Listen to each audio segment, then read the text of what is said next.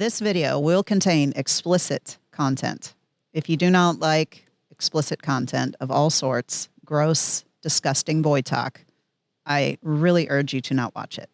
Please do not judge me based on these three idiots over here, okay? I just brought them together. They are talking a bunch of crap.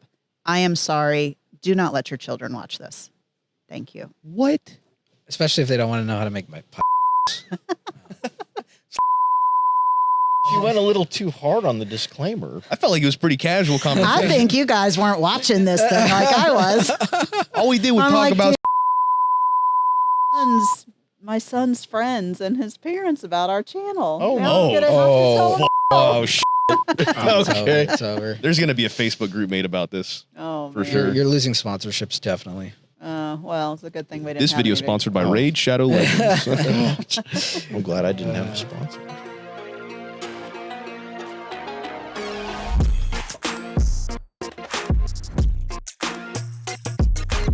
I got Okay, hold on. Let's go. Let's Okay, go. okay, Let's okay. go. Let's Save go. it. Okay. Yeah. I'm gonna put the balls over here. Okay, you can play with your balls later. Thank you. Oh, wait a minute. I don't need your permission. Hold on. Hey, pour a drink before we get going. Unless.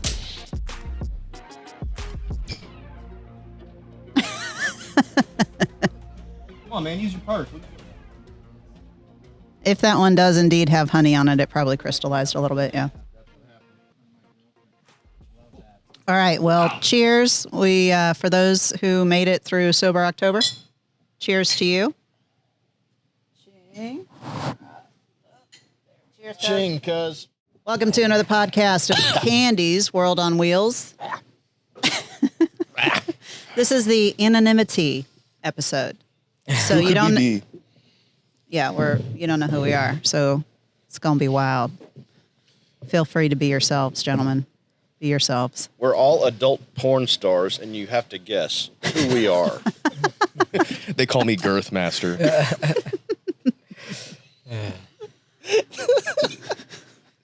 It keeps getting stuck in my lips. Your girth does? No, yes. It's going to be a fun one, I think. Oh, yeah. Okay. All right. Well, y'all proceed. Proceed. I'm just here to keep the show kind of on the rails. That's all. You are Bill Maher. I don't know. Maybe. The comedian? Is he a comedian? I don't find him very funny. Actor? All right. Well, for those of you who don't know, we have sheetrock down on the end. We've got PSR here Hello. in center. And we have the dickhead here. Howdy. And this is Miss Snarky. Hey. Hey, hey. Keeping us in line one step at a time. Yes. Trying to. So we're going to try and solve some age-old puzzles of things, ask some silly questions, talk about some cool life shit. You must have thought we were going to be incredibly boring because you brought 3 bottles of whiskey here for us to drink to get started. So I'm going to try to accommodate you and make myself more entertaining by using alcohol. It was choices. It was options. I wasn't saying, here, finish all this. It was like, just pick one. A little bit of this, a little bit of that. What did I get? I got a bourbon whiskey by Woodinville. You didn't think this through. There's no straws here. We're just absorbing it in the masks. It's going to be drunk by osmosis. Yeah. Can I get the straw, please? You have a sippy cup? As long as we're not in California, you can have a straw. We're getting waterboarded by whiskey through our masks here. There you go. It tastes I'm like swallowing unleaded. some of the Chinese fabric on this. I hope I don't get lead poisoning from the ink. Already got enough lead poisoning as it is, right? Mm-hmm. Yes. I mean, is there still lead in bullets? Yeah. They still do that? They still do that, man. Yeah, you can actually get specific, like there's some 9mm. I'm sure there's other stuff that's lead free, but it's usually more expensive. I try to be as careful as possible about after I load a mag, shoot or whatever, take intermittent breaks and wipe my hands with D-lead. They got these special wipes that get the lead off your hands, or just wash my hands before I do anything close to my mouth. That's a real thing. I don't do that. I am trying to absorb as much lead as possible because I want to go like full retard, old school style, like lead paint chip style. It's fitting. If I'm going to be fucked up, man, let's just do it. Dan likes to stir tannerite by hand. I was then just eat about to chicken bring wings? that up. Yes. Every time. I'll just mix it up.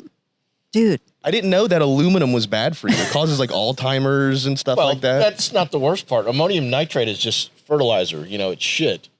So I'm going to grow big? Yeah. I mean, maybe. But, the fact you're eating turds, man, is really just not that appealing. All right. Listen, they add flavor.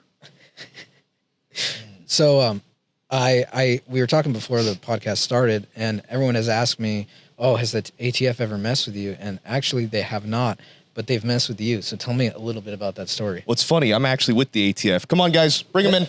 Oh, fuck. Come on, we got them. No, mine was dumb, man. I just bought bulk tannerite on Amazon. I don't know if you can still do this, but back in the day, it was like 2016, I want to say, my first house in Atlanta, and I had bought ammonium nitrate it was cheaper that way. You just buy it by the pound, and then I bought the aluminum powder and whatever the micron they recommended, and I got like 100 pounds shipped directly to my door, next day delivery, and then the ATF were like literally a few days later, they like knocked on the door. They're like, "Hey, we noticed that you bought a bunch of ammonium nitrate on Amazon." So what the moral of the story is that Amazon tells on you. Yeah, or they're I think tracking they monitor it. Yeah. So wait, is that what tannerite is? It's just ammonium nitrate and aluminum? Aluminum oxide powder. Yeah, is it aluminum oxide? It was just like finely ground up aluminum. It's like literally just like a powdery. Yeah, it's just texture. aluminum powder. Is really all it is.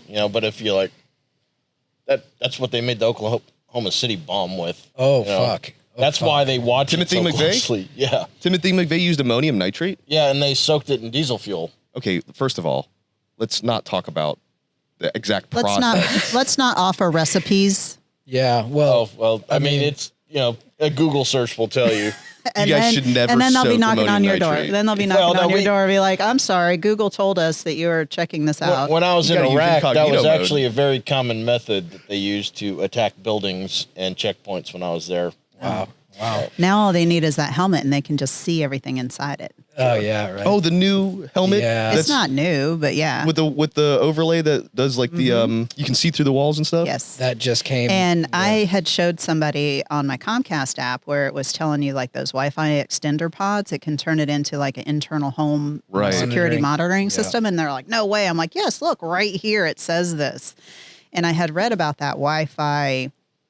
I guess it's similar to a radar where it just like, it's tracing the living things and whatever. And I'm sure you know more about it than I do. But, you tell people this stuff and they're like, no way. I'm like, yes. So if it's out in the public now, you back that up on how long they've been using it. Has been around for a while. So that's why everybody with all the Wi-Fi shit all in their house, they're just like mapping it out. They've got anything that's got Wi-Fi on it can be used to. That's how the nanobots that take control of your mind know where to go. Nanobots. Privacy is. Are we going there already? Jeez. No joke. When I went to LA in like 2018, I think, and there was a homeless, I don't say homeless, but unhomed individual strung out on something. Home deprived? And you can still call him a bum. It's okay. Yeah, well, You're wearing a he was a mask. go-get-em homeless guy. He was like holding doors open for people and stuff. But he was talking about why they use Wi-Fi to map where you're at. I did not understand this was years ago. Yeah.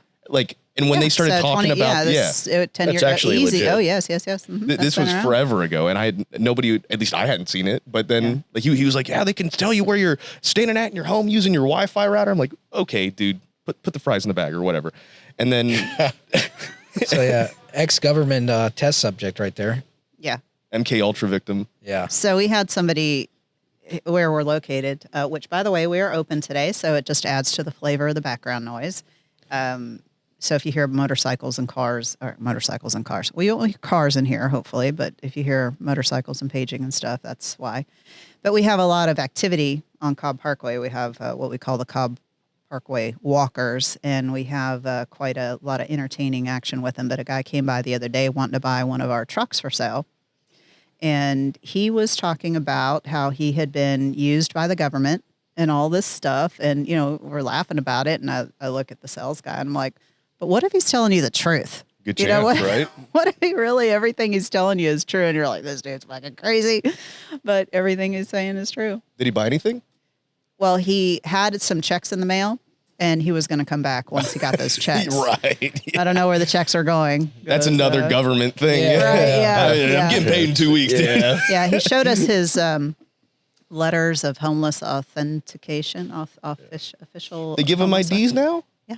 What? Yeah. How do I get one of those? I don't know. All right, Mr. Goldstein. We'll see you in a couple of weeks when your check clears.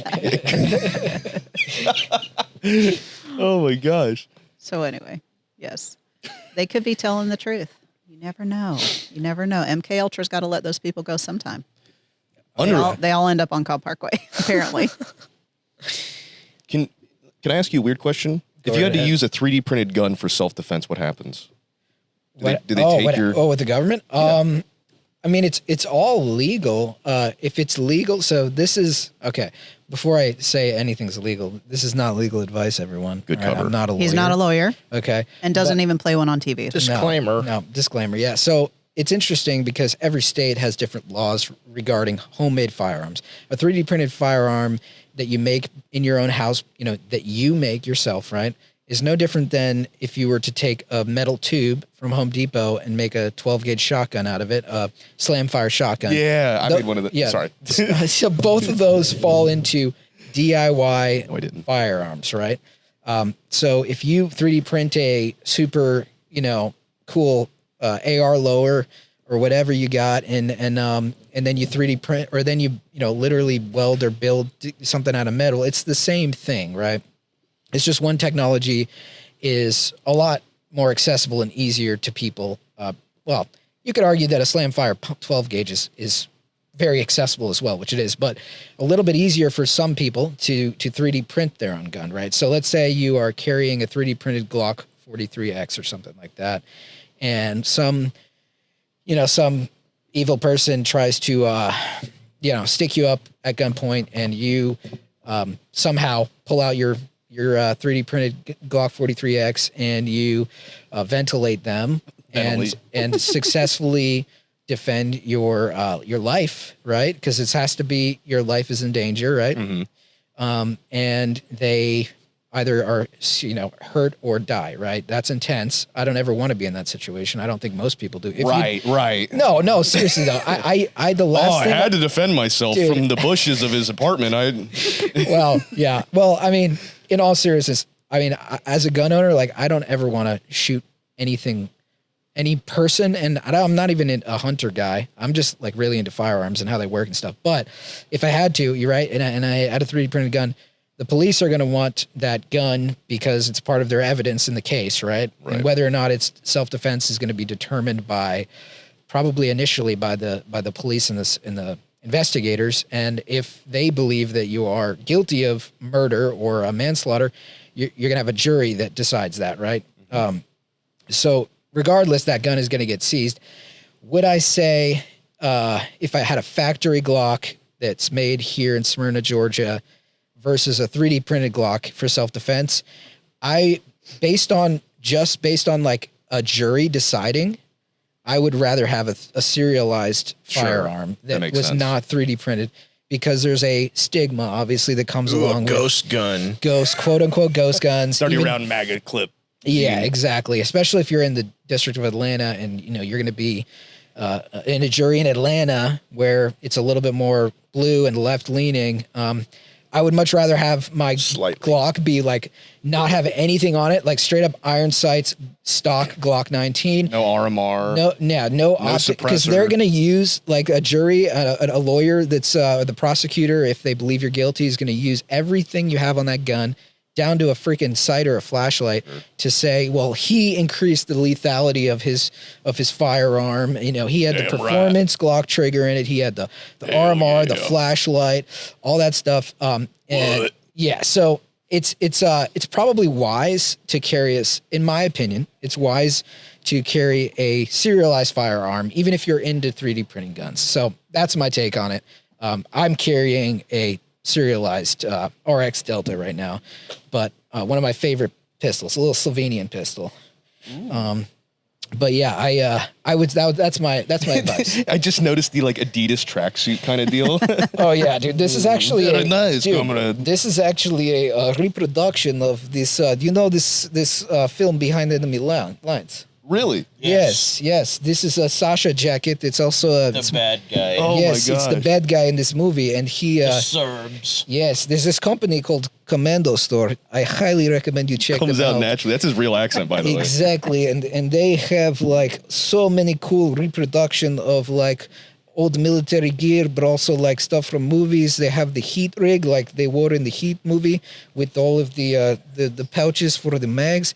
And I even have these shoes, these He's got the Mothbuzz shoes. Adidas slides. Yes, these are Russian. This is a Russian copy of the Adidas that they copied. Dude, he came here cosplaying. This is fantastic. I try. I mean, I could keep this the rest of the episode. I might need more whiskey, but I prefer vodka. We'll switch to vodka. We've got some laying around there somewhere. There you go. Yeah. But people always forget like how easy it is to make firearms. It's really simple, right? Like, even, I hate to even bring this up, but Abe, he was assassinated with that homemade shotgun. The previous Japanese prime minister. Oh right? yeah, Abe. Well, actually, I'm sorry, Abe. Abe. yeah. I thought you were talking about Lincoln. Yeah, No, I was like, I'm like, what? That's my bad. That's what I was thinking. Yeah, no, but Abe, yeah, that was a really crazy gun. That was electric. Like the way it was fired was actually through not a mechanical like hammer hitting the firing pin. I don't think. Yeah, it was unnecessarily complex. Yeah, and it had duct tape all on it. Honestly, kind of cool. Not the act, but Sure. but the gun itself was so cyberpunk and crazy. If somebody wants to kill you, they'll find a way. I mean, Japanese homemade gun ever. Cyberpunk. Totally. Yeah, that had a vibe to it. But yeah, I mean, the thing is, I say this a lot, and I'm sure you probably agree. Like, you can't stop people from making guns wherever they are. True. Period. Like, I mean, we have examples in Burma right now where they are fighting a military dictatorship. These rebels there, and they're 3D printing FGC-9s to defend themselves and to assault positions that the dictatorship are in, and it's actually working to a fair amount because the 3D printed cheap plastic gun, you need it to fire. It doesn't have to be accurate. No. Does it shoot? Does it kill people? Yes. Can you get the person who killed's gun and a much nicer gun with it? Yes. So it's like a trade. You trade up. You kill the person, you take their gun. Well, it's like the and then you trade it Liberator for a pistol house. in World War II. Yes. You know, we dropped these crappy one-shot, single-use 45 right? caliber pistols with a pictorial instruction on go up behind this kraut, pop him in the dome, and take his Mauser. Yep. Exactly. Wait, exactly. Hold on. So yeah, How many editing noises did you find this weekend for me? Just one? Oh, we're going to need to work on more editing noises. editing noise? Is kraut a slur? I don't know. It will be after this episode. I'll show you this one real quick. The Jerry's. Yeah.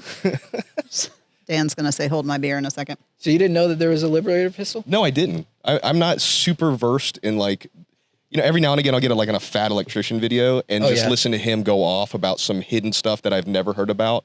Yeah. That's like a 2 a.m. binge for me, but like I've not heard of the Liberator. You should look up the Delisle carbine. Too. Oh, dude, that thing is sick. So Okay. wait, we were just dropping these pistols on we drop them to the French Resistance, and it was wow, like good this that did. big. And to get an original one, they're worth thousands of dollars on the collector's market. There's someone making reproductions of them, including the instructions. So cool. Came with that's them. Very badass. cool to have in a World War II collection. That's like the ultimate World War II collector's piece. Yeah, I was visiting Brandon Herrera down in Texas. Dude, I'd bet I'd vibe with him. Oh, I'm sure you would, dude. He's a good dude. I actually been on their podcast, Unsubscribe one. They're great guys. Brandon has a actual genuine Liberator pistol. Oh, that's cool. And I got to hold it and take some pictures with Nice. it. Super cool, man. And the Delisle is insane. The Delisle is like an integrally suppressed. It's a bolt action, right? Yeah, it's bolt action. It's like they took a Lee Enfield action, attached a 45 caliber barrel and chamber to it. It uses 1911 magazines So sick. and an integral suppressor. And then Based. there was a company about 15 years ago that was making they were making the classic one, but they were also making a modernized tactical one with rail system on it and stuff So like that. cool. And I inquired with them about getting one. At the time, they were probably about $3,000. And I just never ended up buying it, you know, but they're a very cool concept. Yeah, integrally suppressed firearms, period. One of my favorite genres. MP5 SD. Oh, yes. Hey, Mr. Sheetrock, for those who don't know, could you please give them a little bit of your history and your background and as to, you know, maybe a clue as why you know so much about this? Oh, absolutely. So I joined the Marine Corps out of high school, became a police officer, got recalled to active duty because 9/11 happened while I was in the police academy.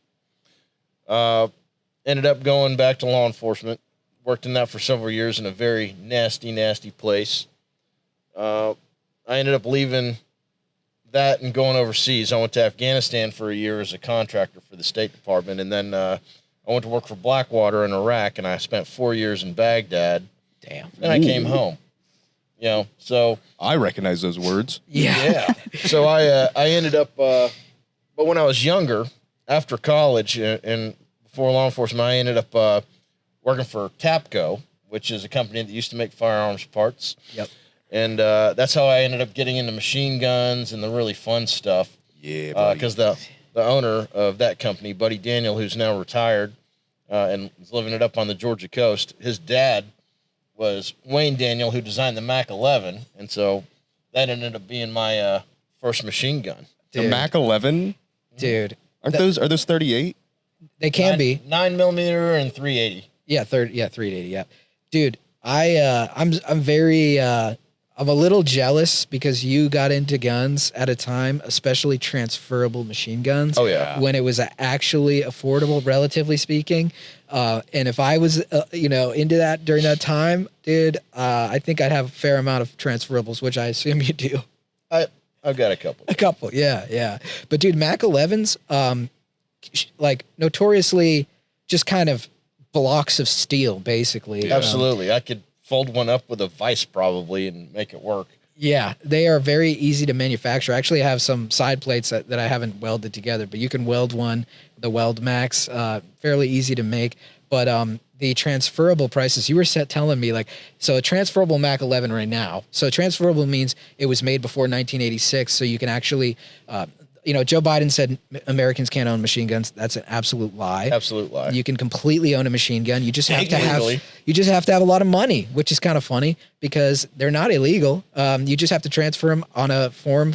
It would be a Form 4, and you have to. If you don't have an SOT, that's how you have a machine gun. An SOT is like a special occupation tax that you pay the government to be able to make machine guns or sell them, etc. Anyway, the Mac 11 is now like 10 grand or more to buy one, right? And this was the shittiest, cheapest submachine gun you could buy back in the 80s. And you were telling me, you tell me what you're saying about the price. Yeah, so back in 1986, when the ban first went into effect, nobody wanted the Mac 11 because they were $200, and the transfer tax was $200. But like, That's insane. so there's a guy, Russell Weeks, who owned RPB Industries, and he ended up buying a huge number of them because he knew what was going to happen. Yep. Over time, through attrition, the transferables were going to get more and more expensive. And so when I bought mine from him in the year 2000, I think I paid $1,100 for it. So he already, quintupled his money. And now look at them; they're like 10 grand just insane out the door for a stamped bullet hose. That's all it is. Yes, they tend to break sometimes too. But the nice thing about the Mac 11 is that because they were so prevalent, a huge aftermarket opened up for them. And so like Richard Lage and Lage Manufacturing, he makes 5.56 uppers for them. I was the going to say, they mate, for right? them. They make like different uppers and you can mate them and then. Yeah. Yep. Yeah. The lower is the machine gun part. So you can put any upper you want on it. And I know Ian Forgotten Weapons has one of those 5.56 uppers. And he actually did a night vision competition with a 5.56 upper, suppressed, but with a Mac 11 lower. And we had one stage where we had to basically just put as many rounds on steel as possible while we're in the back of this Humvee traveling through the forest. And you have to find the steel and shoot it. And dude, he got so many hits with that fucking Mac 11. It was insane. In 5.56, so it's a 16-inch barrel. The thing's massive. It looks all weird, but dude, Lage makes some of the coolest uppers. He does. And the only reason I didn't get the 5.56 upper is because I got the M16 already. Makes sense. But I've got the Suomi upper, and I've got one of the original Max 11 uppers, and the 22 conversion kit that goes with it. Damn. So, and then some pretty fun stuff. Yeah, and I know that obviously the ATF, Ronald Reagan signed the machine gun ban in '86, and then Bastard. Yeah, thanks, Ronald. The Hughes Amendment. Yes, yeah. Unfortunately, the funny thing is, these guns were so cheap, and then so prevalent, but now they're so expensive. What was I going to say? I was going to say something about the. I'll think of it anyway. The market. Yeah, the market's crazy. And then like now, for example, this AR that we've got here, the M16 lower, Those are like fetching 20, 30 grand now. Oh my God. Yeah. Yeah. Now describe this for the people who are just listening. So the lower here, this is a registered M16. And, one of the reasons I wanted the M16 is, number one, it's the weapon platform I'm most familiar with, as a Marine. And additionally to that, they make so many different uppers for them. And this one is a copy of a Colt light machine gun upper, which they had submitted in the 80s, I guess, to be a replacement for, a squad automatic weapon. Of course, the U.S. government ended up going with the FN M249 because they had quick change barrel and belt fed. This was like Colt's half-hearted attempt, really. But on the plus side, it's got a heavy barrel. Super heavy. Just like any other AR type platform, it'll take the drum mags, the stick mags. I got several of the Magpul 40 round sticks, and those are fun to shoot out of that too. So it's just very versatile. Yes. So. You could put those. Oh, sorry. No, go ahead. I was just saying, couldn't you put is it, how do you pronounce it? Flight Light Industries? They have that belt fed upper. Yeah. So as a matter of fact, he and I were talking about that before because I originally wanted a Fight Light upper for it. But, that back when they were $3,000, now they're like $6,000. So he and I both are familiar with a different brand of belt fed upper that's coming out right now. And I'm on the pre-order list for it. It's from a company called Lima 6. Yes. I think I saw something on Instagram about this. Yeah, well, he did a video on it, and that's actually how I started following his channel. Sick, cool. Sick. Yeah. So, those are crazy. Those are super cool. And now with the advent of FRTs, it's becoming a lot more accessible to shoot fast. Yeah. Those are, legally speaking, those are semi-automatic because every time the gun cycles, it resets your trigger, and your trigger finger goes forward and the trigger goes forward. And then as you maintain pressure on the trigger, it's a single function of the trigger each time a round is fired. Right? It's like a bump fire finger trigger, kind of. Kind of. I guess you could call it. Yeah. The bolt is doing a thing where it's tripping a reset on the trigger every time it goes back and forth. So there's a mechanical device in there that, whether it's a super safety or the traditional FRT, that's tripping every time, and that's forcing the forward motion of the trigger, and then each round is a semi-automatic pull. But it's virtually indistinguishable from something like this, which has the third hole, which is awesome. Drill the third hole. Are they still legal, the FRTs? yes, so that's one of the big things is right now the ATF fought hard against them for years. Sure. And the Supreme Court finally came out and said they're legitimate. And they don't meet the standard of a machine gun because there's a trigger reset every time. There's one round for every pull of the trigger. It doesn't matter that pull is incredibly short. Sure. Yep. So, and so now, once that decision was made, everybody and their brother are manufacturing them right now. So it's kind of a renaissance, a heyday of it. Yes. People that are getting in early. Yes. And it's been a lot of fun. Oh, yes. He and I both ended up with Taurus TX22s with FRTs. And, dude, 1,800 rounds per minute. It's nuts. I bet out of that nuts. TX22. It's nuts. And you can't even find the 22 round mags for them right now. They're sold out everywhere because so many people are buying the FRTs. Yeah. Because it's like, dude, depending on who you get it from, it's anywhere from 20 to 120 bucks. For the trigger? For the sear that you have to put in for the force reset. Well, now you can get them at Georgia Firing Line for I think they're selling for like $50, dude. Yeah, I don't know. The titanium one. But dude, the Taurus stocks were like this, and then the TX22 FRT came out, Taurus stocks all the way up, dude. And they're actually made in Georgia. The TX22 is made right here in Georgia. Yeah, yeah. So shout out to Taurus and the American-made Taurus. The only Taurus, honestly, you should get is the TX22. Oh, it's not big. I've got a couple of their revolvers that are fun. Okay. The only polymer frame Taurus you should buy. The only semi-auto Taurus you should probably buy. Yes. They're sick, dude. I mean, yeah, the continuation of the FRTs, I'm all for it. I think the thing is, by definition, that's the only reason they're a thing, is by the definition of the law. The way that the law is described, is written, is a single function of the trigger. So if we're talking about a single function, we're not talking about a single squeeze. No. We're talking about a single function. So So thanks to all I would assume the government is the one that wrote the definition. So thanks government. Who lobbies for how that? about that? Is it just shoot? Who's the one that's lobbying for the gun rights? There's NAGR, GOA, the NRA, right? We don't like the NRA though, right? Well, ostensibly, they've the done some alright NRA. stuff. If you look at all the major gun legislation that's been passed against gun owners, the NRA actually supported, I think, all three of those major things. I think they supported the the National Firearms Act in 1934, the Gun Control Act of 68. Yep. And they didn't fight the Hughes Amendment being signed by Reagan. In 86. Because at the time, there was cowards. The FUDs can't see the future, and it didn't affect their fuddliness, so they didn't give a rat's ass. I don't need to worry about automatics. I got this M1 carbine. That's right. Yeah. Hell yeah. It was good enough to kill Natchez. Good enough for me. I don't need nobody needs that. So I had a bolt action. Yeah, the FUD. The definition of a FUD, if you don't know what it is, it's just kind of like your stereotypical old guy at the range with the fluorescent vest and the fluorescent hat, who's only got his bolt action or a. You're not shooting more than one round every second, are you? Yeah, I'm gonna have to ask you to step off the range. That's no rapid fire. Exactly.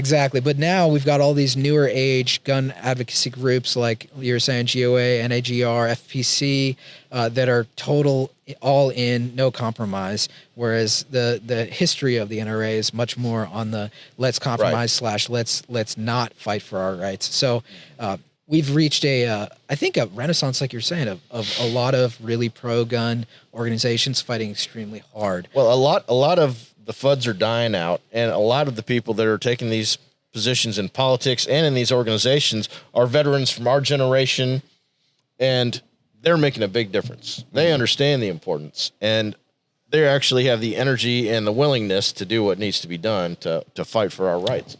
So, and they're making themselves felt. Big facts. So how do you guys see the future of weaponized warfare happening? There's a lot of talking about drones. There's a lot of talking about drone lasers, warfare is so gay, nanobots, nano this, nano that. Well, Shoot me like a man, damn it. So the big problem, and I'll tell you this from a Marine Corps perspective, is like we've always continued training for the last war. We need to be training for the next war. After Vietnam, we were still training for jungle warfare and stuff like that, on a large scale. And then after Gulf War I, we were training, and luckily that worked out for us because, we ended up back in Iraq and Afghanistan, but, we need to be looking and training for the future. And luckily we've got people in these military think tanks that are like, this is going to be the next big thing. The drones, the unmanned aerial stuff, nanotechnology, the dog robots from like Boston Dynamics. Yeah, those are so scary, dude. Those are crazy. Well, anyone who's played Call of Duty and used an exosuit or used any of these bots or anything like that, the possibilities are shown to us. Right. And that's just scratching the surface of what's possible. Well, it's kind of almost predictive in the sense that when I watched that clip of the guy wearing the helmet that's looking, I don't know what you call it when you can look. Wall hacks. He's got wall hacks. Yes, when thermal vision, you're seeing through the wall, kind of, or whatever technology is they're using, and I look at the games that are being played, and they're just training those next soldiers by those games because that's exactly how that stuff looks, and you don't have to look too far to see how the future is being carved out. Look at what they're feeding the kids. Look at how they're training them, and look at the technologies they're giving them, even if it's just in a game.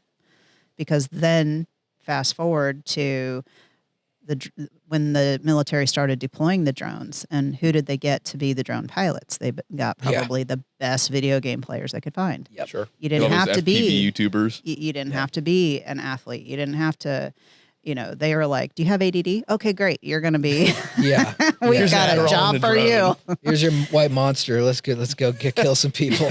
Well, see, and the thing about that is like I got into FPV early on, but I ended up finding out we were having a kid, so I never really got into it as much as I wish I had. I started watching some of the popular YouTubers who did it and was fascinated by it. But then, I actually head up the drone program for the police department I work at, but by comparison, I'm fuddly as far as it comes to the drone stuff, because the technology has come so far so fast. Yeah. And, you know, government organizations are on the local level are notoriously slow to catch up to things. Yep. You know, and I want to be the guy that's like a step ahead. We don't have the budget and I don't have the time, you know. That's really what it amounts to, is we got so many hours in the day to try to make things happen. You know, unless you're a young single guy who's got the drive and the interest. You know, I'm 48 years old, you know, got a wife and a kid. You know, I just don't have the time. I wish I did. I wish I had the energy I had in my 20s to be making this happen. You know, but I'm excited by the possibilities. Well, the drone stuff is more relevant than anybody thinks. Absolutely. I'm from El Paso, border town, and I have friends that still live there. And I'd read a terrible article about how some FBI agents just got slaughtered by the cartel. And it's something near and dear to me because that's where I grew up. You know, my dad was a police officer. Lots of stuff happening with people crossing the river all the time. He had this one guy, got into a fight with him, came home all bloodied up, took this same guy back 3 times in one day. Very familiar with the whole process of all of that. But seeing how the cartel is utilizing the latest state-of-the-art technologies. And I know money talks. I know for a fact. How do they get it though? Well, they have some of the most advanced drones, and what they're using them for is running border patrol themselves, allowing the coyotes to bring people over. And all I can say is we know what's happening. And I really feel like we are letting it happen, because if you can see, y'all all know what, that's a great word, y'all all. That's everybody and everybody. You know what they can see with the satellites. I mean, they can read the side. I mean, they were very happy to say, 20 years ago, we can read the side of a cigarette box with a satellite. They know 100% when the drones are running on the border looking for that lone border agent who's, doing his passes. So they send the drone ahead. They go, okay, dude, just pass this checkpoint. We're clear for a little while. They send the people through with a coyote, and on they go. We know that. There's no way that they can be doing all that activity, because these aren't the small drones either. These are fairly decent. I don't know what you call them, industrial size or whatnot. Like big batteries, high range. Yes, and they're expensive, very expensive. These aren't, your Walmart type drones. So, where are they getting them? Are they producing them themselves? But that kind of stuff that they are already using. So back to that FBI story, China. They swarmed them with drones. I want to say it was like 25, 30, maybe even 50. It was story from quite some time ago, but they just blinded everybody with all these drones, and then they just slaughtered them. Also, an interesting point was, what kind of bullets and weapons do you think the cartel hit them American. with? Of course. Yeah. Of course.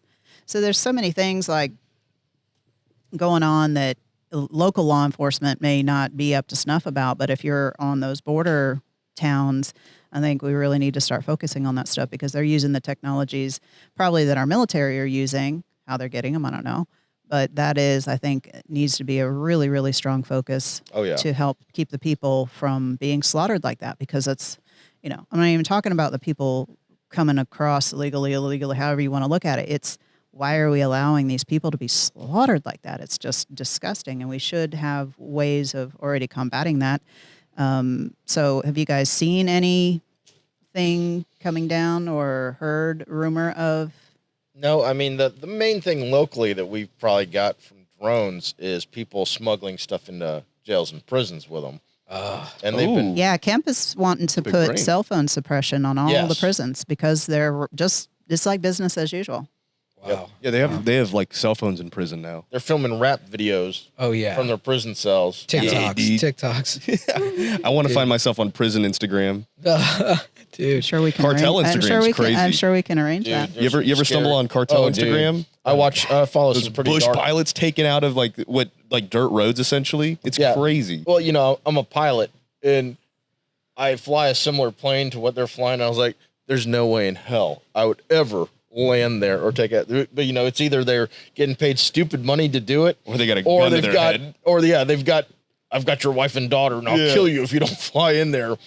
You don't want to have anything the cartel desires, because they'll get it out of you if they want it one way or another by threats and force or money. Yeah. What Pablo Escobar used to say, silver or lead. Yeah. Either you take my bribe or we're going to kill you. and everybody you care about. Yeah. And so, I mean, Joe Blow, what's he going to do? Yeah. You know? Well, I mean, they made a movie. Well, it's based on a true story, right? That American pilot. I think Tom Cruise plays him. Yeah. That was a cool movie. Very something, American made. very white or some very something. Barry Escobar had Barry him Manilow? assassinated. I can't think of his name right off the top of my head. I actually have a couple friends who participated in helping make that movie. Wow. They filmed several parts of it right up here in Cherokee County at the airport where I've got my plane at. That's cool. Nice. And yeah. Well, I was going back to the future warfare stuff a little bit, and I think it applies to anyone. But the interesting thing that I think will happen eventually, not necessarily in the near future, but eventually, there will be no humans fighting on the battlefield. I believe that AI will be solely AI, whether it's humanoid robots or the Boston Dynamics kind of stuff. We're going to be using unmanned AI Terminator devices 2. to fight each other, and you're going to need an AI, just like I need a gun. Well, I would prefer to have a gun on me to protect myself. I think that same concept is going to apply to everyday Americans, in that you're going to want an AI for self-defense, which is crazy to think. I don't necessarily agree with the trajectory of that. I don't love that at all. I think It's kind of a daunting thought. It's dark, dude. like Watch Dogs, the game. Yeah. You know, where you have like hackers that run around. You got to have something on you to protect yourself. Yeah, but I think that's the direction it's heading. I would love for it not to head in that direction, but I think that's the direction it's heading. Yeah, We'll see. so then we're going to have I know it's already out there, but the EMF, where it just wipes out any electronic. EMP, yeah. Yeah. Portable EMP units. Yeah. Yeah, but so stuff that's Matrix type just- stuff. Yeah, stuff that's just blasting out any kind of blocking technology, whether it's blocking signals or blocking power. And, you know, I'd heard about some of that stuff quite a long time ago, where they would have these, and maybe Michael Sheetrock, you can attest to this or not. Is there something that the military has that can just make you vomit? Yes, they have a sound wave device that they've trained. It's for crowd dispersal and stuff like that. Mhm. Yeah, low frequency waves to make you nauseous. Yep. You know. They can heat you up too. There's Yeah, ones they that'll have heat one you that'll up. make you feel like your insides are getting microwaved. And then So they have these are that all thing. experimental things that I don't know if they've deployed them or not. I'd have to look Sure. it up, but I'm sure got that testing on it. somewhere someone is keeping that on a back burner at DARPA, you know, for potential use. Yeah. Because there's possibilities with that stuff. If you're trying to non-lethally make people go away, Mm-hmm. you know, these are options. Mm-hmm. So Havana syndrome or Havana syndrome. Have you ever heard of that? Yes. What's Yeah. it? No, explain it to me. But It's speak to me like I'm 5. it's interesting. It's happened to a number of like U.S. operatives that have been inside of Cuba, or other foreign nationals that have been inside of Cuba, have experienced these crazy various like ailments relating to dizziness, feeling sick to your stomach, all this stuff, like symptoms. And it's happened in Havana, Cuba. I don't know if it's a result of intelligence operations or whatever, but it's a thing. And it sounds similar to what you're describing. So I wonder if they've got some sort of device they're CIA's using. playing nausea waves over the radio in Havana. Yeah. There was a Yeah. What's the political food? I figure, don't and know. I'd have to go back, but you're correct. There was a political figure that they had been talking about, and I want to say this was 4 or 5, maybe 6 years ago, that's where that started circulating, was they felt that they were a target of some type of attack that left them feeling that way because they were sick for several days. Yeah. And it was just a specific group of people that were in the same room, same hotel, but it wasn't like food poisoning. It wasn't, they really felt like they were having these energy waves or something kicked in on them, and it made them sick for a while. I'd have to do some searching on who that was, but it was some kind of generally high profile political person. Also, that whole area, you know, right around the Bermuda Triangle, has always held some mystique Yes. over strange phenomena. As a pilot, you can probably know So, about like, that. That's where the underwater alien UFO base is. Well, I mean, there have been entire squadrons of aircraft that have disappeared there. Mhm. Yep. Which, if they even reference that, if you watch the movie Close Encounters of the Third Kind, the opening of that is in the desert in Mexico. They find that entire squadron's airplanes out in the desert. I don't know if you guys have ever watched that movie, but that's a reference. And later you find out that they were abducted and they haven't aged. you know. But that happened, you know, in the early 50s. An entire torpedo squadron disappeared, or bomber squadron. Insane, yeah, there was insane. a series of a couple of guys that were going out, and I don't remember the name of that series, that they go and they try and investigate all these stories and rumors, and it was actually really interesting. We ended up watching all of them, and some of it's pretty compelling that there is some stuff down there. And there was these, one of the things that I found the most interesting were these huge blocks or just perfectly cut out squares in the ocean floor. And they didn't have any record of anybody going out because, you know, the first thought is, oh, well, they were going to put an oil rig out there, and they went out to carve out some kind of platform that would drop down. But now, of course, this is just on the show, so this is obviously tailored to be compelling and riveting so that you keep watching. But supposedly, this was not natural. You know, you don't find just perfectly square blocks being cut out of a mountain or an ocean floor or something. So they were, you know, speculating that it was like a hiding place for something that was coming and going, because this is also the same area where the bright lights go under the water and pop out and things like that. The aliens had their double wide there. Double wide. Maybe that's under their the water. That's their secret entrance. Yes, their entrance and exits. So I don't know if anybody. I don't know personally of anybody that's ever seen that stuff in person, but you know, What, a from UFO or? yeah, or the lights in the water or anything like that. I haven't. that's Wouldn't we be all. so disappointed to find out like the aliens that came to our planet are like the trashy rednecks from their planet, and that's why they're here? Probably. Well, you never know. Maybe This that's is- where we this got is their- started. They probably locked their They got doors when they ride evicted. by. This is their Panama City. Right. Right. I have my own theory about what these tic tacs are. They've picked up on all of these military aircrafts very frequently, and we every once in a while we hear the video get leaked. We'll see the video get leaked of it, and it's really fascinating to see. You know, they shift directions, they go down into the water, and all this stuff. And, Transmedium. yeah, and they're going really fast, then they stop, and then it's really fascinating. I think if we look at it from a more logical perspective, I believe, you know, what's the development of our technology, right? Right, as humans, as basic little humans that we are, right? Little flesh bags, right? We are developing AI. That's the future, right? So to speak. What if these you know, these things that we're seeing on these cameras that the military is picking up, what if that is the evolution of what we are eventually moving towards, which is AI? You know, what if aliens, quote unquote, are actually just AI, an extremely advanced AI that we can't even comprehend, obviously, that can transcend, you know, time and move throughout space. I mean, that's our goal right now. So if they're an advanced civilization similar to ours, and they're more advanced, it would make more sense to me, I guess, just based on our current knowledge of the world, that they're AIs, right? That's my theory. That's interesting. Yes, that is interesting. Also, it's you know, those black box projects, those things that we're doing that we're not supposed to know about Yes. or won't find out about for another 30 or 40 or 50 years. Yeah. A lot of people think it's just us we're just R&Ding stuff out there and during the daylight and people see it. There are a lot of people who think, and I'm no expert on this, I listen to the internet like everybody else does, time travel. You Yep. know, that's us zipping back in or sliding through dimensions. And I think theoretically time travel is possible. We just don't have the comprehension on how to do it. So there's all kinds of interesting possibilities for all of it. And there's enough stories smattered through history of time travel people. You know, there's like all Sure. kinds of series of, you know, this woman just walks out of nowhere and she looks like she's dressed from the, you know, the 20s or something. And then she's looking all confused and then she just disappears. There's so many interesting. Or all the photos of Time. like people way back in the day, and they have like phones, cell phones. Right. There's Yeah. even photos of like people in history books who are, it appears that they're holding cell phones, but it's like in the 20s. Yeah, you know? I don't know how I feel Yeah, about that. there's It's- anything like that. It I could think be anything. Is You could pretty be holding a small book. edited. Could you be. know? Yeah, pretty edited for internet fodder. Kind of like we were talking about the Tesla screen cam showing dead people in cemeteries. You know, like after I saw that, after I ghosts. saw that, I went straight to the Civil War cemetery because I figured there'd be some angry dudes there that would be wanting to, you know, be seen. But no, People that there's don't know nothing. that they're dead. Nothing. Yes. So let's talk about motorcycles, y'all.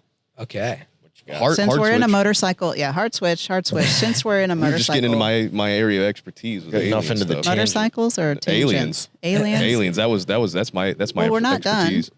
I mean, you know, but we got to talk about motorcycles for a little bit. Of course. What kind of bike do you think an alien would ride? Hayabusa. Something Dan Dude, makes. yeah, Something that Hayabusa. Dan makes. That'll be your next custom project. Do You an could alien do- motorcycle. Yeah, actually, somebody did. They made a custom hovercraft. Predator. Yeah, I bike. saw that one. Yeah. You remember when Yes. those Predator helmets were going around? Oh, You know, yeah. those Russian knockoff Predator helmets? Oh my God. They were so cool. I had a friend buy one, and it was such a piece of, it was like a $1,800 helmet, something like that. It was such a piece So of heavy, crap. give you The dreads instant on it? neck Yeah, the dreads compression. kept falling off of it because they were just Yeah, that's a connected. shame. They were like rubbery. Yeah, Dude, yeah. they were like, they're basically like rubber hoses They that were looked like cool though. they Yeah, looked it's a so 10-footer for sure. Nothing you wanted to ride down 75 with. No. Definitely a cosplay. Yeah. Yeah. So you want to go over your motorcycle collection? I only have two right now. I've got the Hayabusa. I guess I got three. I got the Hayabusa, and then I got my Magna, and then I've got an old AMF Harley that belonged to my uncle that he gave to me, and like I refurbished it. You know, Sick. that's it. I mean, I've had a bunch, but right now I'm pretty slim on my. I've got a car, a truck, 2 motorcycles, and that's it, really. Sick, dude. I know you got a bunch. We were talking about before. You said you got like 7 of them. Yeah, I got 7 2-wheeled vehicles, two 4-wheeled ones, but like I was telling you beforehand, I love track riding, and whether it's a big bike or a little bike, I just love to go fast around the track, see how fast I can go, try to improve my riding skills that way. I never knew that from your content. I never knew that you did the track stuff. Yeah. I actually have a second little channel that it was my backup channel that I kind of turned it into a moto channel. And I haven't been posting there more recently, but I did a fair amount of little like track kind of overview videos of like, I had a little Ninja 400. Like I love little bikes, taking a little bike faster on the track. Like I'm a Miata owner, so it's the same kind of Tricked out Grom. Yeah, exactly. So I like taking little bikes on big tracks. I like riding little bikes around little tracks. Like I'm part of an organization called Southeast Mini Moto, and they do track days at go-kart tracks. But yes, Dan should do this, dude. for sure. I'm telling you, it is the most fun on 2 wheels you will ever have. Obviously, you need a suit, you need gloves, boots, obviously a helmet. But other than that, the track days are super cheap. They're $60. They are all around the Southeast. Like they do at Georgia, they do it at I think it was Carolina Motorsports Park, CMP. They do it at a bunch of different tracks. I actually got to ride the mini track at Barber before they banned us because of some bullshit that happened outside of our It's organization. always the mini bikes that get everybody in trouble. Yeah, I well, swear. so it wasn't even our organization. It was just another mini bike event that they held that they were very disrespectful, and so they put the kibosh on. Boo, don't do that, y'all. Yeah, but the Ruin it Barber for track, everybody. dude. I mean, I've never ridden the big Barber track, but the little Barber track is so yeah, sick. it's a good track. I love it, and so I guess I'll go through my bike starting the biggest, to the smallest. I got a Ducati 1099 Street Fighter. The last, like, it's like the most brutal Ducati before they started putting in electronics. So it has dry clutch. Yep, dry clutch. It's loud as fuck. Sounds like you're digging in your pockets for pennies. I like to play Jingle Bells on it. You can do it just right. And it'll sound like it's Jingle Bells. Yes, so I'm serious. That bike that people are like, I think something's wrong with your bike. Is at it a stoplight. broken? Yeah, is it broken? Yeah. Dude, are you out of oil? Yeah, exactly. I've seen so many people do that over the years. Especially I if don't you got understand. the clear dry clutch I do. cover. Oh, I got the. People are like, dude, you're out of oil. Yeah, exactly. Got one of those. I'm notorious for finding ridiculous deals on Facebook Marketplace for like man. no title bikes.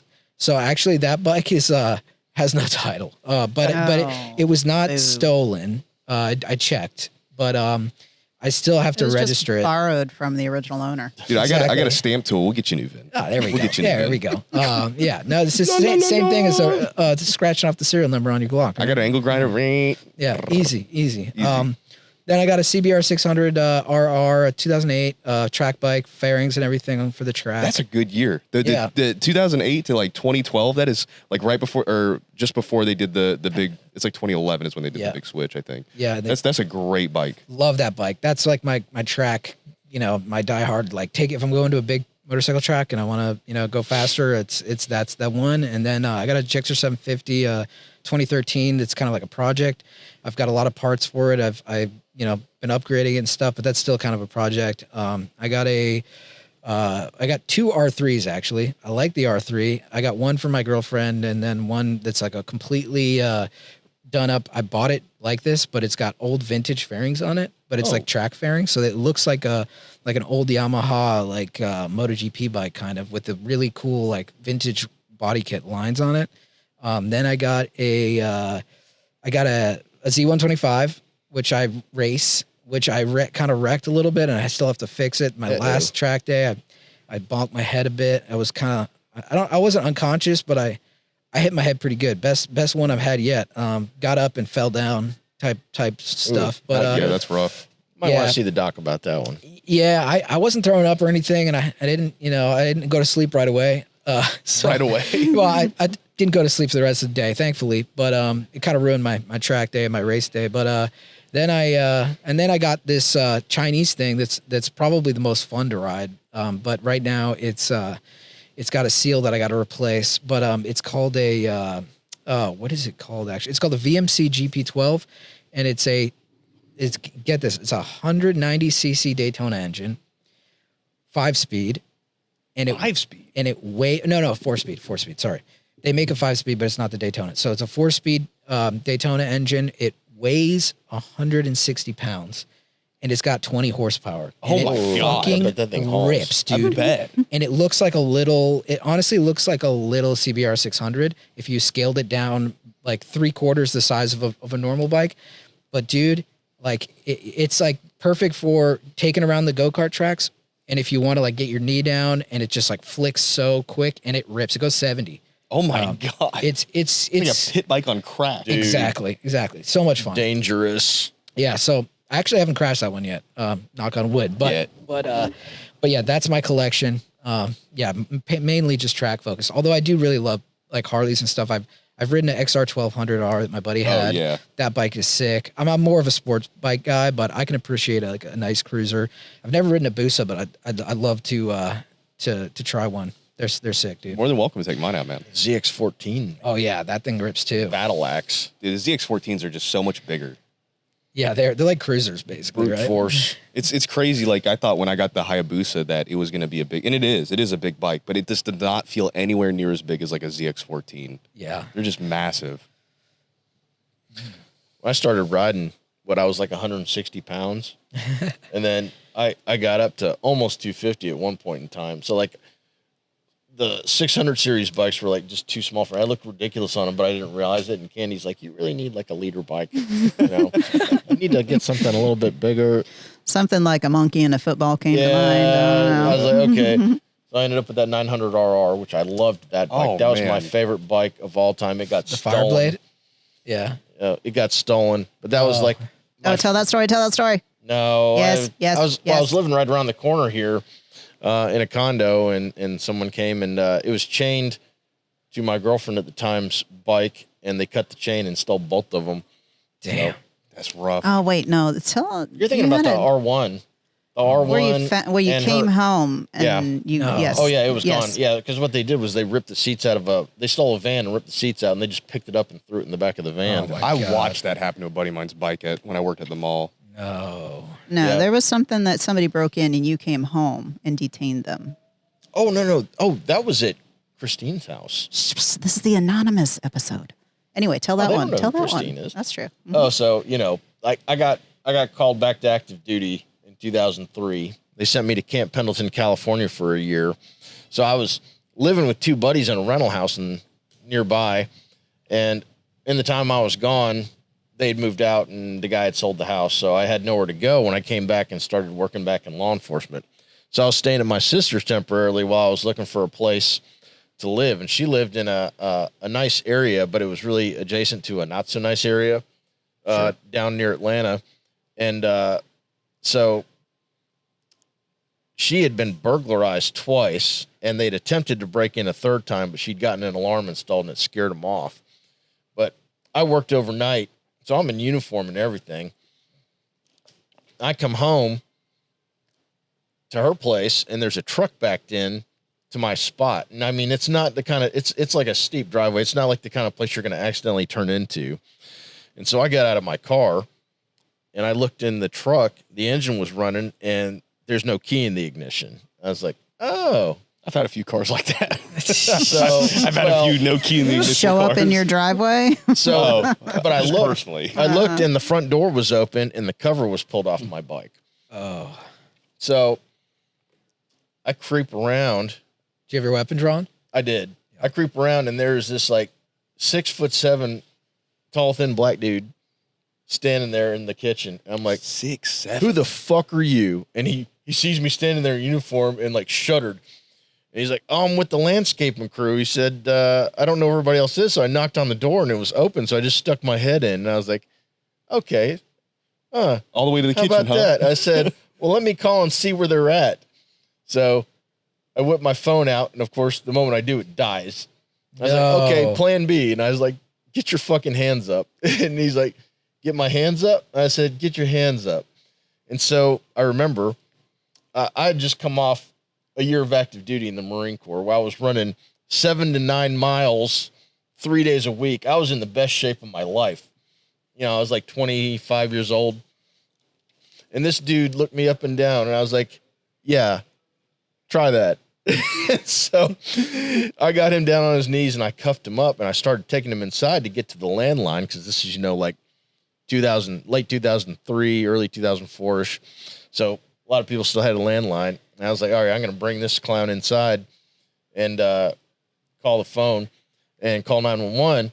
And as I started taking him in, it occurred to me, loading a motorcycle is not typically a one-man job. Yeah. So I whispered in his ear, I said, who's here with you? And he said, nobody. I said, if I see someone else in here, I'm going to take care of you first and then them. And so I backed myself into the corner where I could see out in a V in both directions and put him down on his knees. And I remember I called 911. I said, I'm an off-duty officer. I just came home. I've got a burglar in my home at gunpoint. You could hear sirens from every direction like 10 seconds after that. And officer came screaming in the driveway. Great response time, by the way. They got there good. fast, dude. Yeah. I mean, it wasn't even a minute and a half I was standing there with him. But in that time, he kept trying to get up on his feet because he wanted to make a run for it. And I said, I didn't tell you to get up. He said, I got a bad knee. I said, you're about to have a bad hole in your head. I said, you need to stay right there. And I'm still trying to look out to see if there's somebody else in the house. So luckily, the first responder officer got there quick. He threw his cuffs on over mine, threw me my cuffs, jacked this guy in the car. And then he comes in. He's like, what happened, bro? He didn't say anything to me before that. So I remember my sister, who's a very, very nice lady. She came in and she stared daggers at that dude. If she could have melted him with her eyes, it would have happened right there. So, but she never had anybody mess with her again after that. And there was no one else in the house? Mm-mm. Oh, wow. So it was just him?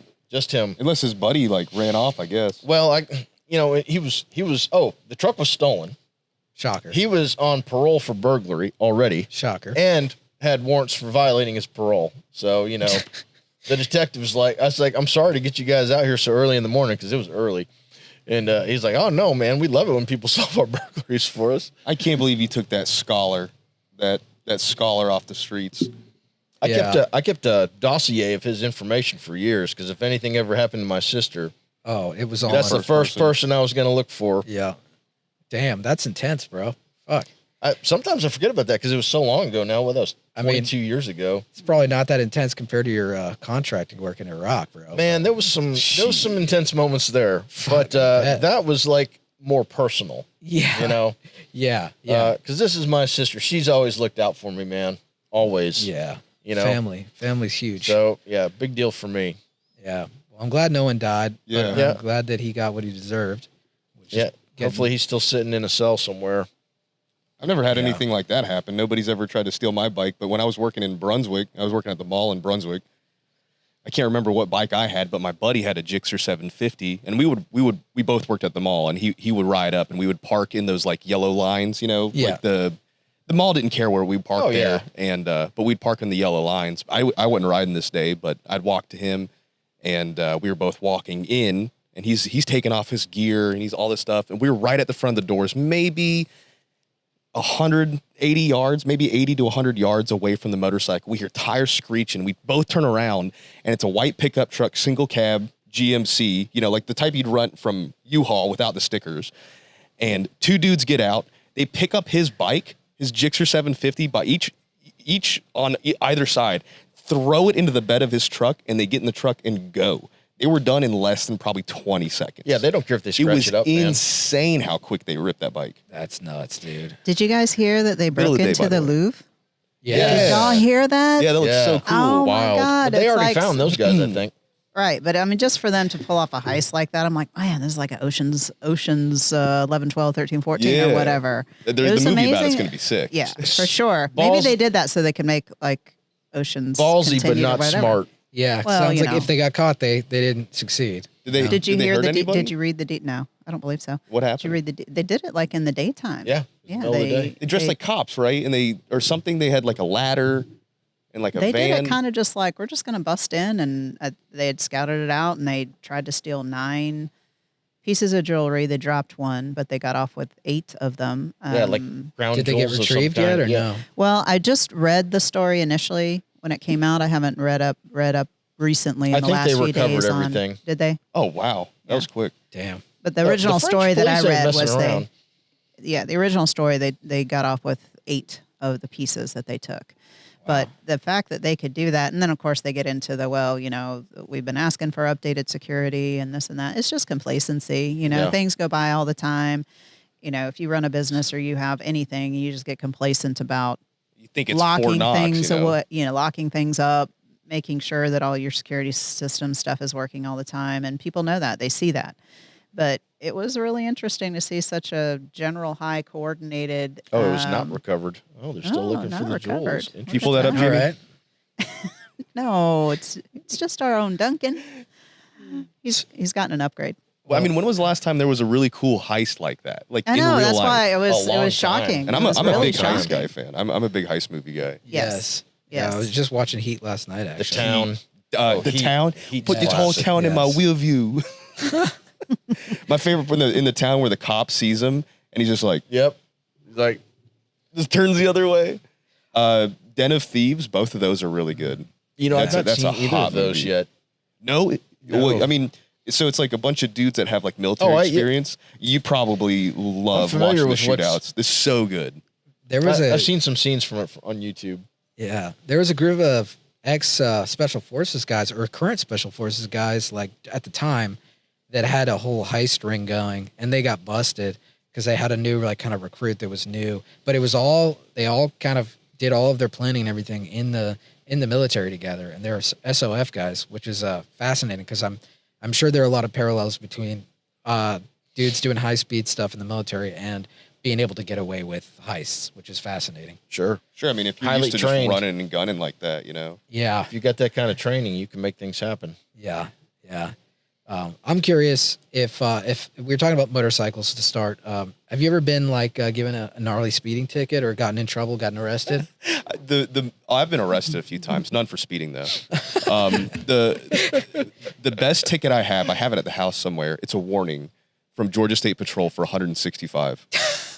Warning. How did you get away with that, bro? Yeah, By being funny. I ended up being friends with this guy afterwards. I probably shouldn't say his name, but I was cruising on. I had a F4i at the time. I was doing like 160, 170, as much as that bike could go. Yeah, you were right? topping yeah. out. I was at topping it 60 out. on that bike. Yeah. And I passed GSP, and we all know. I don't know if you guys know, but you don't fuck with GSP, Nope. right? Like I don't run from GSP. I know. I don't run at all.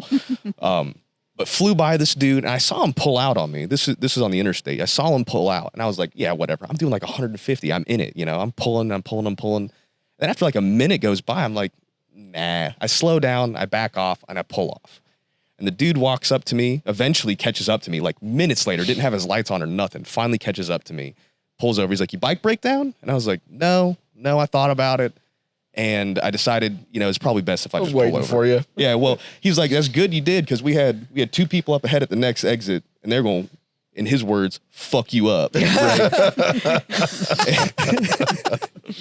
And I was like, no, I figured I'd pull over and, take it like a man or whatever. And he ended up writing me a warning for 165, and I think 'Cause it's you 65 stopped. or 70 or something like that. But I Shouts have out it. to that I guy. have it at the house. Shouts out to that guy. He didn't pit you, thank God. No, he's Yeah. actually he's in a video of mine. It's called "Fuck the Police," but Tisk. well, everyone in that video ruined another video for me. I'll tell you about that in a second. But I get next to him, and I'm a jerk, right? I'm like 20s, but he's a friend of mine at this point. And I get next to him, and I'm like, fuck the police. And I'm like rev bombing, I'm splitting lanes, and I'm like tapping his mirror. And he was a friend of mine. Nobody knew that in the video he's a friend of mine. So it like blew up. Everyone was like, wow, he's such a badass. I'm like, no, it's just somebody that I knew. And he lost his job because of it. Oh no, he did not lose his job. I don't think he's No, he didn't. I'm just I think saying he's that. SWAT now. Oh yeah. I think he's SWAT now. I have to double check. Upgraded. Yeah. It's a lot less chase, a lot more shoot, I guess. Yeah, I bet. the Zins. But that video, yes. the fuck the police video, lost me a chance to fly with the Blue Angels or something like that. Oh, dude. Or they invited me. Like they were like, hey, we see your YouTube channel, we'll take you up in a flight in the back of whatever the airplane. I think it was a Blue Angels. It might have been one of those teams, right? And then they're like, we just got to do a background check, whatever. And then like 2 days later, he's like, yeah, you've got some anti-police videos on your channel. And I'm like, dude, I'm pro law enforcement. No, I don't. But then I was like, oh yeah, I've got that video that says fuck the police. That was like the title of the video. Yeah, kind of hard to deny. I think my bad. in- Dude, the Yeah, but clickbait, it the indicates clickbait titles. You can't get away from it, man. You can't Yeah. get away from it. Oh, I think can in your relate. history of sponsorship, you may have probably lost quite a few things with The your video Continental Tire deal. Maybe. You set that up. The hot cum video. Hey. Hey, someone said that. Okay. Oh, now you're talking my language, bro. Oh my god. No, Candy Excuse had, me? Sorry. What? Whose OnlyFans are we looking No, at? it wasn't OnlyFans, but the Continental deal that you had she had put together this beautiful deal, like 5-figure Continental deal where it was paid and it had tires, right? And they're like, okay, cool. We'll just check out his channel. And I had just uploaded this And I was video. like, please don't. Just take my word for it. Just no, please They're don't. like, please don't. And I just uploaded this video where I was screaming hot cum at cars that roll. I was so embarrassed.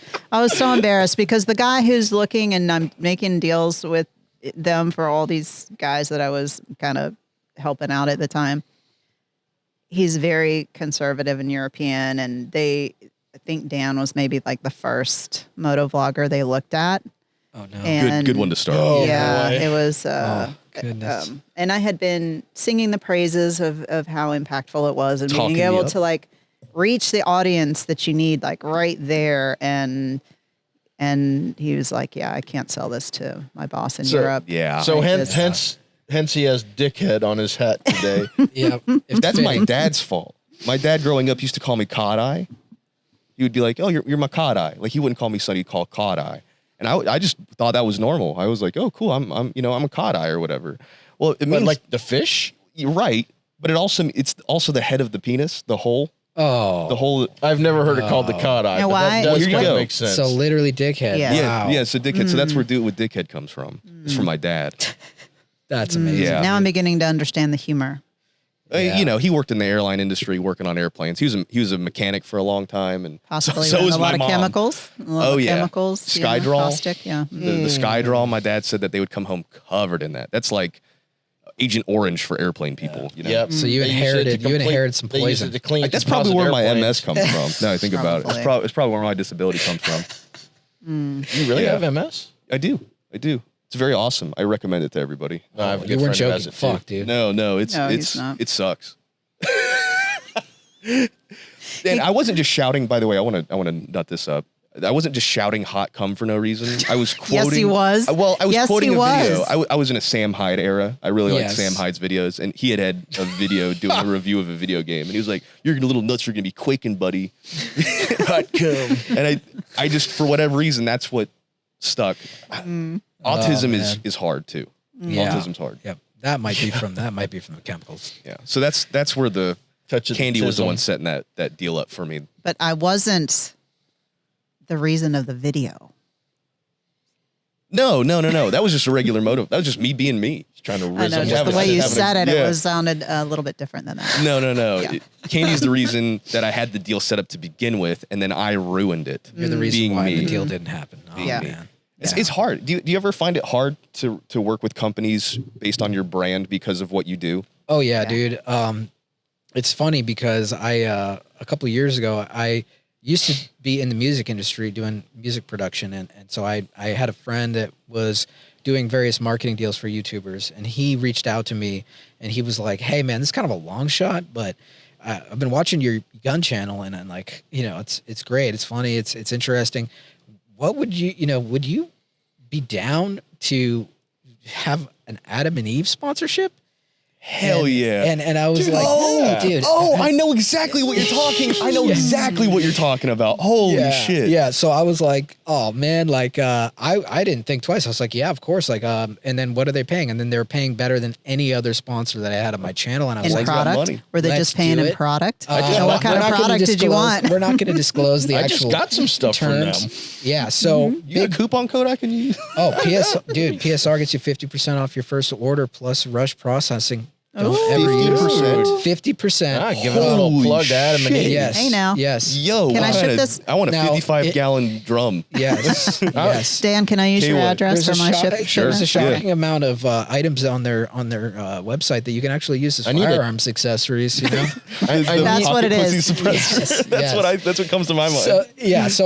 So I was like, I'm thinking about the video, and I'm like, I'm not gonna just insert this random Adam and Eve ad in like a regular gun video. Like I have to make the gun video kind of be, poking fun at the fact that this sponsorship is happening. So they asked me, do you want anything for the video? And I'm like, well, yeah, I'd like the Fleshlight 5000. I'd like this, all this. And so I decorated the AR with the Suck and Squeeze Master 5000, please. the vertical It's foregrip. not even in the video.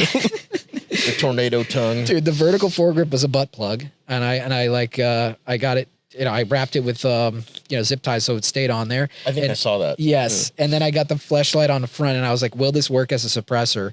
And I did watch that. The silicone it did suppressor. not work. I actually got some plastic shrapnel wounds, but it wasn't that bad. But I did it, and embedded with dildo dude, DNA. secret's out. But I did Dildo that, shrapnel. and I got such a good reaction from it, and a lot of people, you must have used the code. They were like, "Oh yeah, this was amazing. Like, we're gonna have to do it again." So I probably do about 2 videos a year that are Adam and Eve sponsored, and I've continued with the theme of, okay, let's use these accessories on the gun. And at the time, I don't know if anyone else is doing that, but I got a funny, most people thought it was really funny. Some people in the gun industry, like any industry, found it not funny. Yeah.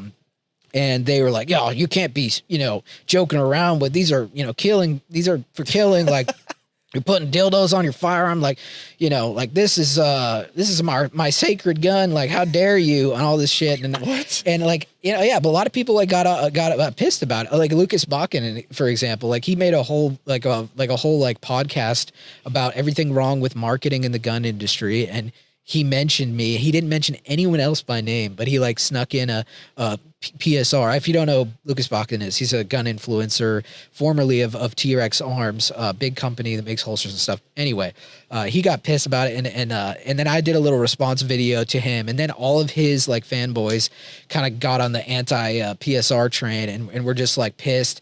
And I get that it's. I think that guns. I think the guns can be fun, obviously, if you're safe with them and not risking people's lives and be putting people in danger. I think they can be plenty of fun. I think I have so much fun with firearms. That's why I love, that's why I'm passionate about It's them. a hobby. It's a hobby. Yeah, That's the first rule of gun safety is have fun. have fun. Exactly. Right. Well, So, what is more American than sex and violence? Those are a perfect pairing. That just could- saying. Is that Their I'm argument. sorry? Isn't there other I'm sorry, I thought it was more America. American things? if we're getting down to the nitty gritty about it, freedom, sex, violence. There you go, baby. That's our biggest exports, honestly. it? That's our Really? biggest exports. That's very violence. American. But yeah, so I got some mostly positive reactions, some negative reactions, but when it comes to getting So back to the weird. question of of collaborations with brands and stuff, I actually know the marketing director of Daniel Defense. And Daniel Defense, if you don't know, they make excellent, nice AR parts and products and rifles and stuff. Big government contracts for Daniel Defense. Big Mark 18, hugely popular during the GWAT and everything. Great gun. I got a Mark 18. I like it. Nothing against Daniel Defense as a company and what they make, but he is a big fan of mine, the marketing director there. And he was like, hey man, I met him once and he was like, hey man, I know it might be a stretch, but I'm going to see if I can, talk to my stretch. But he's like, I'm going to talk to the boss. I'm going to talk to the boss here. I'm going to see if we can get you sent some product to make some videos with. And I'll get back to you. And then he got back to me and he's like, hey man, I'm so sorry, but they put the kibosh on that immediately. And I mean, they're also like very, very outwardly religious, which I have no problems with at all, but that sometimes conflicts with the Adam and Eve sponsored videos. But these weapons are made for killing. I don't want any sex on this at all. No sex associated with this. Don't be putting dildos on my killing machines. I guess none of those people ever go to the Perry four-wheeler show that I think I've never seen so much red lace camo lingerie sell out in one afternoon. There's a whole lot of sex and gun thing going on, which I was surprised. I was really surprised. Four-wheelers just bring out a different breed, there you honestly. go. Well, they bring out the rednecks, and rednecks are so secure in their sexuality that they don't have any problem being gay. Facts. But as a joke, whether... I wonder if they still make the Chasey Lane fleshlight or if that's too old now. I'll have to check. Well, now you can... It's outlived her at this point. Yeah, you can make a custom one now based off your own anatomy, which is kind of crazy. I don't know. I mean, I just heard that. I don't know from personal experience or anything. They send you a mold kit or what? I don't know if think my that's wife how would it's go done. for that. I think that's how it's done. Hey, they send the box. Can you put this on? They send you the box with the mold kit. They're like, hey, go fuck yourself. oh, man. Can I paint this silicone on your crotch? Yeah, that's. I gotta send it off. That's like the Those are the most romantic words any wife wants to hear. Right. Oh, hey, baby, man. can I paint you with this silicone? I'm gonna make a fleshlight of you. Go ahead, For when you're gone. I'm not going to use it when you're here. You're out of town on business. Don't ask what I'm doing. Oh my God. Oh man. But yeah. Anyway, It is weird how they draw that line between, these are my killing guns, and these are, don't put that butt plug on my AR, boy. Yeah, exactly. Was this butt plug a good hold for? It actually worked nice as a little hand stop, but it also, the fun thing about it was every time the gun would recoil, it would jiggle. So it kind of created. was it a vibrating one? It wasn't a vibrating one, but that, I've thought about potential future episodes, and I'm wondering if the ATF would classify like some of these vibrators that like go really fast. If you use it on a trigger, like a light trigger, that's my plan. I really want to try, because is that a machine gun? Because technically a rubber Tongue band. Tickler 5000. It really. You put that in the trigger guard if it's the right size. You got yourself a fast firing gun right there. I mean, you could put some of these FRTs out of business if it works. They might not like that very much. Yeah, look, we got a new three position device here. Literally, Three. Multifunctional. Oh yeah, That's third what we switch all is want. for her pleasure. Yeah. Well, everything needs to be multifunctional. Spectre Gadget. Inspector. Okay, can I tell you? No, I don't know if that's a good idea. Oh. You know how the AR braces Yep. have like that hollow spot? Oh, yeah. You could put a device in there. Yes. And then you could bump. Oh, dude, you know That what? would be if Okay. anybody's. It That's does look actually kind of vagina-like. You know what's funny? That's How actually did we get here? How did we get here? You did this, All right. Candy. How did I do this? You asked him about the sponsorship. I will just finish this You topic. There was a gentleman who submitted a pistol brace that had a fleshlight attached, and he submitted a letter to the ATF. Anyone can submit a letter. I think I've seen this. Recoil go and crazy, dog. It's you have to name the device and everything. I don't know. I think he named it like the Lucille. Pocket Pussy 5000 or something like that, or whatever it was. But he submitted it See like some ATF agent opening this box. yes, opening the box, opening the letter, and the ATF You're has not to. paying me enough for this shit. Yeah, exactly. They have to look at it and determine. They have to make a determination on whether or not it's a stock. Because back in the day, it was like a considered. The braces were on the edge of what is really a stock and what's not. Thankfully, they're good now. But the ATF was forced to write a letter and name it and everything, saying we don't, we believe, this qualifies as a stock, and this Pocket Pussy 5000. Thank you for your time. Signed, the federal government. So that's pretty funny. There's got to be I would some have that good Gen framed on Zs. my wall. Same. There's got to be some good Gen Zs in the government now. Like now that a lot of the older guys are retiring and getting out, there's got to be like people our age in the government going like, It's kind of scary. hell yeah, dude, this is funny, dude. Yeah, exactly. I hope so. People who were raised on Jackass. Yeah. Oh or my God. CKY. That was one of the first things I asked Dan after I had met him, like initially. Oh, see what you should have done. I is said, like, "Did you grow up watching Jackass?" I had it on the PlayStation Portable. Even I like that. I like Jackass so much that I got it little mini disc for my PSP so I could watch it on the go. I love Jackass. Here's what we can do: is I can bring my cannon and we can launch dildos for your next video. Yes. For Adam and Eve. Yes. Get John- A la God. Jackass 3D. Let's do it, dude. I'm down. I'm down. We got it. We'll Yeah. 3D print, some bases for them. As long as they're You not. got to have a flared base. Yeah. by the As way. long as You they're gotta not have a 40 flared Mike, base. then we're good, right? 40 Mike dildo. What isn't the legal stuff 39 millimeters? Is that how it works? 37. 37. Yeah.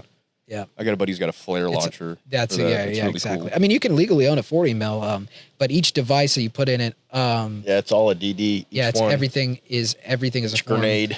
Yeah, so if you make something, you can legally make a grenade in the United States. It's not cost effective. It's $200 every grenade, but now, well, it still is because Does that account to pipe bombs? If I wanted to Yeah. theoretically make a pipe bomb, I could register it as a DD. Yep, Yeah, and that's actually a thing. that's a thing. And I didn't know you had to register them. That's my bad, I guess. Yeah. Now, are IEDs the use of IEDs legal? Most cases, probably not. Okay. But you can have one. No. You- Put on the form just because I want to see what happens. I've been on the receiving end. It's not fun. No, That's fuck, dude. I mean, you could do a whole podcast on some of your stories, I'm sure. I've got the some military. hilarious ones though. I bet. Of IEDs, you have some funny IED stories. No, like I had to crap in the middle of a road in Afghanistan and all kinds of crazy stuff. Oh man, And we were not in a safe area, but when you gotta go, man, you gotta go. Ain't that the dude. truth? MREs are not conducive to gastrointestinal health. I heard. What's the best flavor? Oh, chili mac. Chili Hands mac, down, yeah. baby. Yeah. Anybody is here, and chili mac is the way to go. Wow. I heard anything That's also with eggs, you probably gotta why I avoid. had my problem to begin with. I've been eating them chili mac MREs. They gotta feed they gotta put that fiber in that, Tell you, man. Damn. They're each designed so everything in an MRE is 2,000 calories. That's if you eat the salt and everything, and so you can survive on one a day if you're at minimal rations. So that's how they design them. So if you end up eating like 3 meals a day and they're all MREs, you're gonna end up weighing a ton, dude. Holy shit. Yeah, you'll Imagine get the fat. salt content in those. Oh, blood Sugar, pressure too, through the I bet. roof. You wonder why you're angry all the time. Yeah. Just feeding the killing machines. I'm sure it's hard to jerk off in a porta potty at 125 degree heat with your blood pressure like 140 over 110. Dude, you will persevere. That's an image right there. That is a wild image. Oh man. I don't know that they even bother to go into the porta potties for stuff like that. I think the guys are just hardcore and they're Just like, around "Eh, each other? You think it's just a bunch of dudes in Maybe. the No, sand like, maybe, I jerking don't off know. in front of each other? Well, we lived in these plywood bee huts for a while. He can tell you he was there. I And they wasn't. divide them up with plywood. Hey, don't make eye contact And for like 5 there's minutes. no doors, but guys would like tack a sheet up, and guys would have funny shit written like, "Don't enter without knocking unless you want to see my winky." Stuff like that. Oh, I got a question. What was the if you did like collaborations or worked with other militaries from other countries? What country was the weirdest one to work with? Oh man, the weirdest country to work with. Well, it'd have to be the Afghans themselves. Oh yeah, well, not counting the Afghans. I'm sure it was the Afghans, but anyone else like NATO? Oh man, the strangest ones to work with. Probably the strangest thing I'd never heard of. Like when I was in Iraq. Have you ever heard of the country of Tonga? Yeah, Okay, I had never heard of Tonga, and I'm pretty well traveled. yeah. And there's a palace in Iraq called Al Fab Palace. They also call it the Water Palace because it's got a lake around it. It looks like it's floating. And this was like Saddam's big place where he had high-level meetings and shit like that. Well, after the Allies took over, of course, it became a big place for them to meet. And the whole place was guarded by these Tongan Marines. So you got these huge, islanders that look like they're busting out of their shirts, man. And the only place you saw them was guarding, because Tonga's such a small country, their contingent only had enough people to like guard one place. Wow. But they were there, man. I got to give them credit, man. They showed up to the party.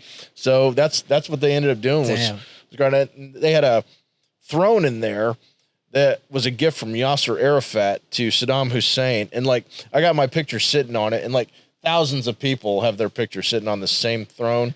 But that was probably the main attraction there at Alpha Palace. But yeah, the Tongan Marines and their little niche in the scheme of things was probably the strangest thing I saw. Sure. Because that was the only thing they ended up doing while I was there. What was the service rifle they were carrying? I can't even remember. Scars or No, it was something. Fowls, yeah, FAL? fascinating. I guess they were at one point a British colony. So that would make sense. Probably something from the UK. They were probably carrying L85s, L85s. yeah. Oh. Yeah. Cool, man. I like that's those. that's fascinating. I always find those things interesting. I know that I got pictures of them somewhere. Yeah. Why do other people besides America like bullpups so much? Like Americans don't like bullpups. No. But like every other foreign nation seems to have like a bullpup as like They have a lot of advantages. You got the full size barrel and compact. If you're in the back of an armored vehicle, I promise a bullpup is a plus. I've always liked them.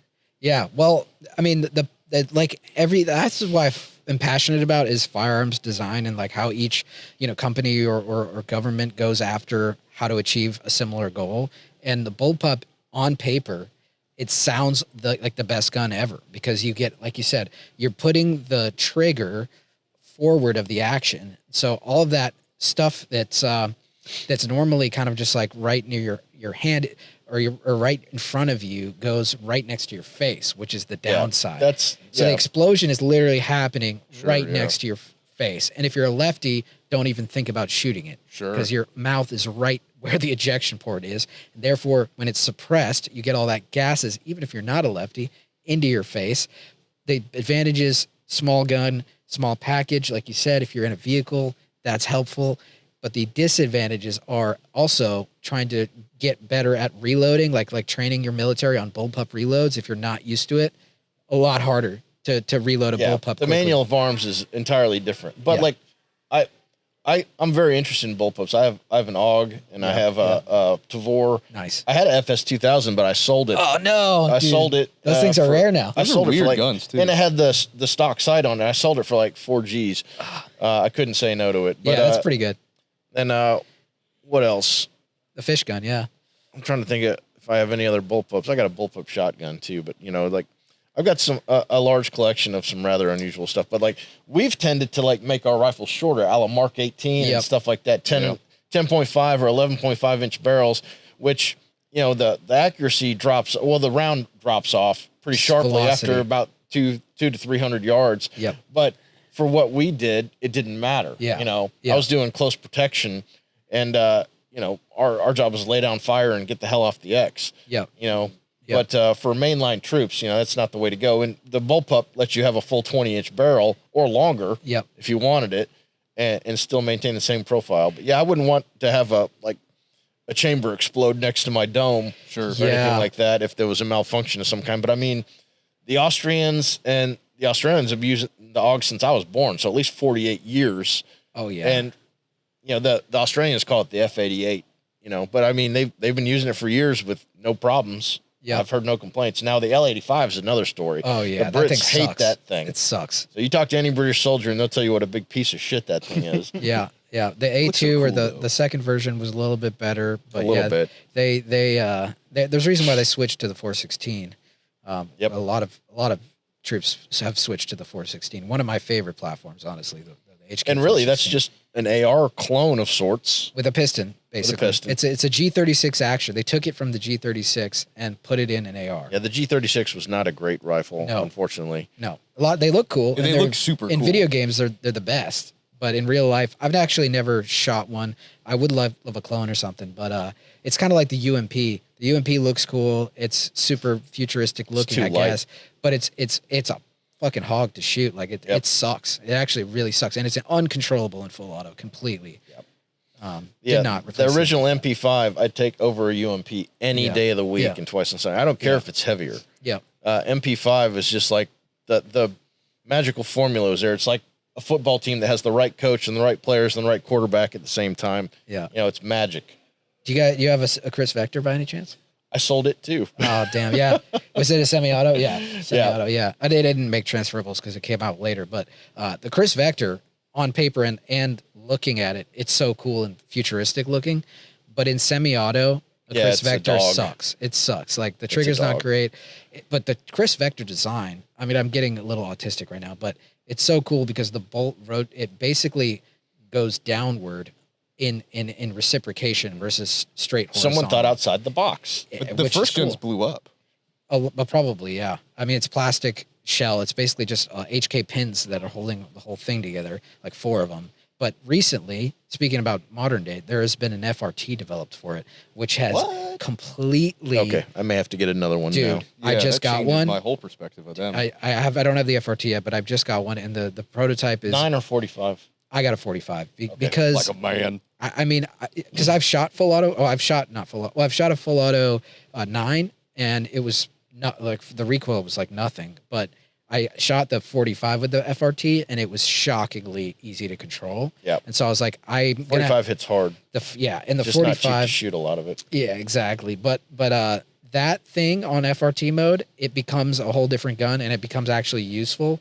Would I want to get into a defense situation with an FRT? Probably not, because the jury would probably not love that. Yeah. Why is there 30 holes in this person? But yeah, it's so flat shooting. TX-22. Yeah, well, yeah, the TX-22 too. But yeah, I mean, they're just so much fun to shoot. Period. But yeah, Chris Vector is another weird gun that's not a bullpup, but different.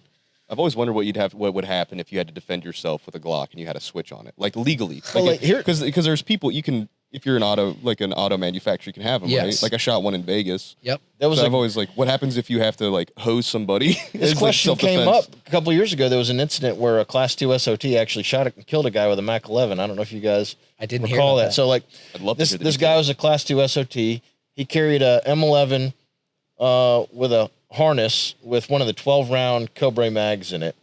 And his wife was asleep in the car. He went in the gas station, and he came out, and this dude was in his car. And he got into a confrontation with the guy, and he dumped the whole 12-round mag in the guy and killed him. And it was perfectly legit. Yeah.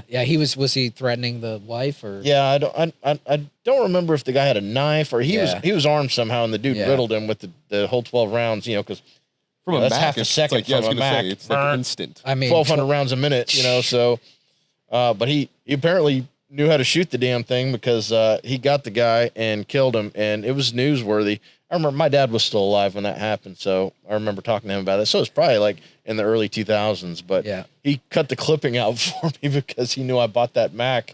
I was like, oh, that's the same gun you bought the gun it's got a body on it? Huh? You bought the gun that's got a body on it? No. That's cool. I was gonna say that's like though. having a blood diamond. I was gonna say I've got some old World War II rifles that probably have some Germans on them. Yeah. You know, I've got an SVT 40 and nice. like 4 or 5 Mosins of different kinds, but yeah. Well, it's interesting like the fact that he's I mean, I guess he's an SOT, so it's not a big deal. But if you carry a transferable, the hit to your wallet alone, having it potentially seized by the government for a long time. Yeah, it's not. They take that, right? Yeah, they take well, that. No, they'll take it until the investigation and the trial's over. Oh, you get it back? Yeah, you do. Of course, generally, unless it's illegal. Stuff. I thought that was the government's after you killed somebody with it. No. If you're cleared, then you're good. Okay. But yeah, you come like, I want my property back. Yeah, especially if it's a transferable. That's hilarious, though. But yeah, I think the very first self-defense shooting involving a machine gun, I think it was in the 80s with a Mini 14 or the early 90s with a Mini 14, and the guy actually worked at HK. It may have been in Georgia, but I remember that. You remember that? Yeah. They ended up raking him over the coals. Did they? I think a full auto Mini 14. Someone followed him back to the HK plant. Yep. Followed him back. Yeah, exactly. Yeah, Masada Ayub did a big expose on that whole thing because he ended up getting prosecuted. Yeah, and that wasn't in Georgia. That was somewhere up north, like your area. Okay. Yeah, I'm trying to think where HK had a facility at. Oh yeah, maybe it was more like New England or something like that, or New Hampshire or something. Yeah. New Hampshire's the last bastion of freedom in the Northeast, unfortunately. Yeah, it's certainly not Massachusetts. No, not. But, So Sheetrock, you have kind of hinted at a collection of some things. I do believe you did or still do have a very interesting vehicle in your collection. Oh yeah, I have a Daimler Ferret Mark II-3, which is I call it a tank, but it's an armored reconnaissance car. It's got wheels, but it's also got an enclosed turret that's made to take a Browning 1919. Oh, dude, it's pretty sweet. But you sold the 1919. Yeah, but that's all right. There are other ways to mount stuff. I might get another one. Okay, there you go. One of these days. There we go. I've always wanted to mount a turret on something, so let me know if you need any fabrication. Because that was my deal with the guy who I sold mine to. I said, if you ever decide to sell it, I get first right of refusal. You know, you got to offer it back to me first. So, and I think he ended up buying an M60. So it's the 1919 is just kind of chilling. So I might be angling my way back toward there. Don't tell my wife. Well, don't tell her about this episode either. Oh, well, she knows I'm here doing this. So Might be too late. Hopefully We might have to hide this one. She might They be always find out anyway. something. She might get too bored to watch the whole thing because There if you she go. hears me droning on about guns and shooting, She'll be like, Maybe like- she'll just fast forward past it's like this watching part. Ted Lasso. She'll fall asleep like halfway through the episode. Yeah. Well, hey, Dan, I got a question for you. What's the most embarrassing thing you've ever Googled, and did you find what you were looking for? Most embarrassing thing I've ever Googled. I'm not sure I can talk about that. Yeah. I'm not sure I want to talk about that, Candy. Give me like the third or fourth. Pretty much any simple word. I think like trying to spell the most simple word possible is probably the most embarrassing. One time I Googled Google just so I could click on the Google link. And I did thought it that give was- you the number? No, you just click. Like I went to Google and I was like, oh shit, I need to get on Google. And so I typed in Google and it took me to Google's homepage, which I was already on. I think that's pretty embarrassing. Oh, come That's- on that's now. low. Come on, give it up. Give it No. up. Come on. I mean, I'm trying to think. Dan's obviously searched out some embarrassing Oh, stuff. dude. So Yeah, absolutely. Absolutely. Dude, and I raw dog it. I don't go in incognito mode. I don't Hentai. just they straight already on know Google. where you live. Maybe so it doesn't Embarrassing. I matter. thought you said embarrassing. I'm proud of that shit. Neotare. Maybe you're using Google because you raw dogged it, and you were wondering what was these weird sores. In your, Oh. Ouch. and then you get the WebMD, and you're Why like, I'm butthole dead. bleed? I'm dying. I have Oh, cancer. Dude, that's the It's heavy. Ask Laura. She knows it's the worst dealing with me because I'm a hypochondriac. I'm like, Yeah. hey, I feel kind of weird. I think I'm dying.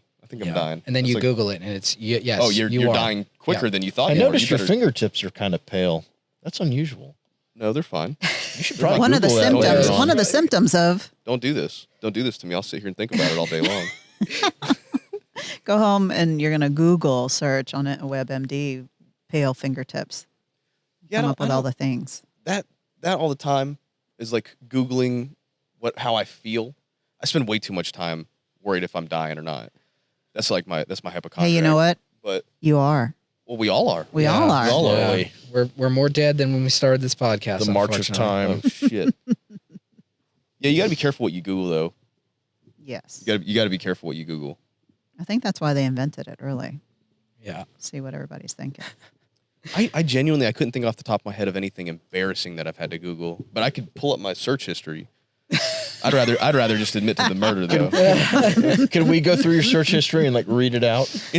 I've been on a video game. I've been playing a video game a lot lately called Abiotic Factor. So like my entire search history is how to get this in Abiotic Factor. Where do you find this in Abiotic? So it's like that's literally all my search history is just Googling video game stuff. lately. Abiotic factor. It's awesome if you're a That video sounds game similar guy. to what is going on at my house. Oh, I hope not. I hope not. Well, Do you know what an SCP is? No, I don't. But It's like an anomaly. Anything that's. Do you know what an SCP is? You guys know? Like it's basically like anything that's like an anomaly, like a Wendigo. A Wendigo, like yeah. a Wendigo, yeah. Oh, scary. Like Slenderman, or like anything Yeah, like that is yeah, considered an yeah. SCP. Yes. Yeah. So the I've game heard is of all that. about containing these things, and they get out and they try to kill you. I don't know. It's a Yeah. lot No, of fun. It's like Cabin in the Woods. I just don't understand. I'm trying to understand the 12-year-old mind and the video games, and then you have to have the computer going and another computer next to you, and then possibly the iPad too, because one of them is watching somebody playing the game that they're playing, and then having the computer to look up other things for what they can't find on the guy playing the video game that they're watching. Mhm. So it's kind of like three things all happening at the same time, and I'm like, what are Super you doing? stimming. What are Super you stimming. doing?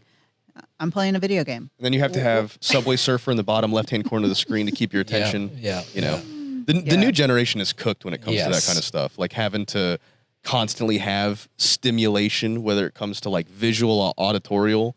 You know, No, it's not for that. He's just trying to figure out how to master it, and he does. Auditorial, Like that's a he good he word. just he. like you have a podcast going while you're playing a video game or while Yeah. you're driving. Oh, It's yeah, like, yeah. You know, some form of Yes. audio. Like That- what we're doing right here. Right here. Someone's on their way to work right now, or They're probably yanking their beating prep their to this dog or podcast. smacking their, you Proud know, of this. Drilling the third hole. drilling the third hole. Oh, yeah, don't do that. Someone's Don't do putting that. a fleshlight in their brace right now. Yes. And it's all because of us. Yes. I don't know, dude. I hope so. PSR said it was a good idea, so I'm gonna put this fleshlight on my gun. Yeah. He's going to be named in the lawsuit. Yeah, exactly. This In is their not legal manifesto. advice. This is We're not definitely legal going to have to advice. figure out where to place this video right here. Yeah. I don't know. This might not be for our channel. Dan, how's your channel? You need some content? Yeah, I do. I always need some content. That's the problem with making content. It's like I always need something to feed off of. Yeah. All right. Well, make some more content. What's your question and who's it for? Oh, this is for me? Yeah. Is it for you? Or is it for somebody else? I don't know, wanna kid. ask You yourself? wrote the rules and didn't explain them. I said, pick a question that you want to ask one of us here. That was Okay. pretty straightforward, I thought. Okay.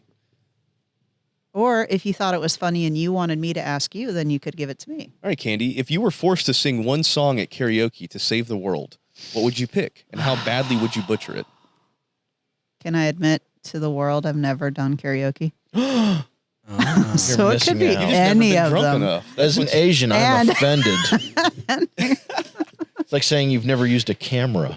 You'll never use a camera. Well, they know that's a lie. Anybody who knows me. What song? Oh, man. I don't know. Something like the Bee Gees, possibly. Staying Alive? I like that. Yeah. I was Bee going to say Gees. Free Bird. Oh, yeah. Would it be something that would just, like, I personally don't like, or something that I would just sing terribly? Something I'd that sing you all could of them terribly because I can't sing. Something that you could sing surely, but you Surely? don't sing well. The Frozen? alphabet, dude. If it's got the world, Baby Shark. if you get There you go. holy shit. Every parent's traumatic Yeah, the nightmare. world. Oh, God. Did you go through the Baby Shark phase? I love the Baby Shark phase. Yeah, My Baby little Shark boy phase is was good. For those that don't know, Melon. I have an autistic 7-year-old, and he's nonverbal, but he loves him some Baby Shark, man. Nice. So I got him the puppet. How many years have you heard it so far? Well, he's 7, so 7 years at least. Oh my goodness, you're better than But I hey, am. at least we didn't have to live through the Barney era. Yes. Oh, yeah. Yes, Oh, there's. That was the worst. Barney was rough. Straight up. They made Barney shooting targets for a long time. You That makes a lot of sense. can probably still wild. Google and find them. It's like the Yeah. Osama ones that they made. Oh man, Oh, I still got one of yeah. those. Oh, I've got a picture of Candy shooting one of those because I Yes. brought those to the range one time. Yep, you do. Nice. Nice. It's an Osama bin Laden shooting target. Yeah, Yeah. And that Oh, was yeah. we went just to, after they killed him, we or went just before. I can't It remember. was, I think it was before. It was before, but we went to the shooting range down over here, and he brings in all his stuff, just a little bit of his stuff, and he breaks out this big binder like this, and the guy's looking through all of it, and I don't go that often, so I don't know what they're doing. I guess it's like I'm thinking he's showing proof of ownership of the guns or whatever, and then we take something out there, and the first time he fired it off, the other guy who hadn't seen him comes running in there like, oh my yeah. God, what are you doing? Yeah, because we're shooting the Mac 11. Hell Oh, yeah. you're just bag dumping into trash. One Well, it handed. had the lage upper on it though, but it's obvious full auto. So it's funny. The range I shoot at now, they don't care if I'm shooting full auto. They're just like, "Don't bring a 50 cal in here, please, Mike." Yeah. Shoot through the back of the wall. Oh, yeah. Jeez. And that day, there was somebody else in there that had a Kalashnikov that Yes. was very interesting to shoot. And I, I am can't not a remember shooter. whose that was. It was a 5.56. Some other person. It It wasn't. was a with- full size yeah. 5.56 Kalashnikov. Yeah, that was a feather. Have fun finding feather. an That's expert. that is a Trigger. sin in Russia, by the way. You What? cannot shoot Blasphemy. 5.56 out of a Kalashnikov. It is Blasphemy. heresy. That's what It my, was that's fun what to my shoot gold it, AK though. is. Yeah, it Oh, shot it's well. 5.56. 5.56, yeah. Oh, nice. It's a Wasser 10. Yeah, yeah. It's like the cheapest Yeah, AK you can yeah, buy, yeah. and I had it. They used to be like Golden. $350. Now they're Yeah. like 3 times that or Yeah, something. yeah, yeah. That's ridiculous. funny. Yeah, the Now, if I Romanian. had, not to, you talked about Brandon earlier. He's got a gun that I lust over. He's let me shoot it a few times. Is that his crink? Oh yeah, His I've shot- 5.45 yeah. crink? Sexy. I've held Oh that. my god! Yeah. And he treats it like trash too. Like when we were at the shooting range, he kept dunking it. He'd like throw it in the ground and throw it in the trash. I was like, dude, let me have that thing. Yeah, It's like dude. Dan with any stuff that people send him to do reviews with. Like you can spot a vlogger a mile away because like all their gear and stuff, they're just like throw it on the ground. They don't care. Like I got a paid for closet full of that I've stuff. paid for all of my gear, like all my recording Whatever. equipment. I've paid for every Whatever. that camera, my camera I'm that's talking got a about shattered your. I'm screen. talking about your helmet, jacket, gloves, boots, pants. Oh yeah, I do trash that. I do trash that. Yeah. Just like Oh yeah. guns. Yeah. Guns yeah, are yeah. tools. It's man. a tool. Yeah, He it's opens the door and it's like Christmas. It all falls in. yeah. Yeah, some people treat their NFA stuff, like it's gold bricks. Mine's for shooting. Let's go. I throw my stuff around. That's the spirit. I abuse Yeah. it. I'm not polishing my screwdrivers, all right? The only exception is I have a Rising Model 50 that looks like it's brand new. Damn. And it's got a wood stock, so I take care of it. Yeah. Hey, there's always a couple pieces where you're like, okay, that's staying nice and pretty. I don't let that one bang around in the car. Yeah.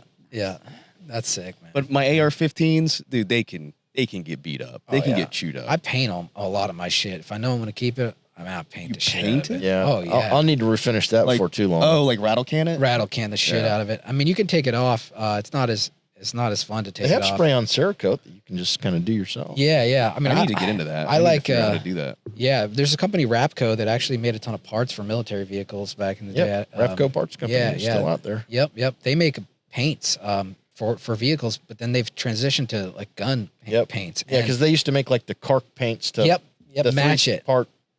Yeah, Cool. they still make that stuff, but it's great for guns. And I've put it on suppressors, and they don't melt as quick as some of the other stuff. But I love painting guns. That's like part of a little series that I do on YouTube where I dress up like Bob Ross and I paint my guns. I wonder if we could use that on nice. motorcycle exhausts.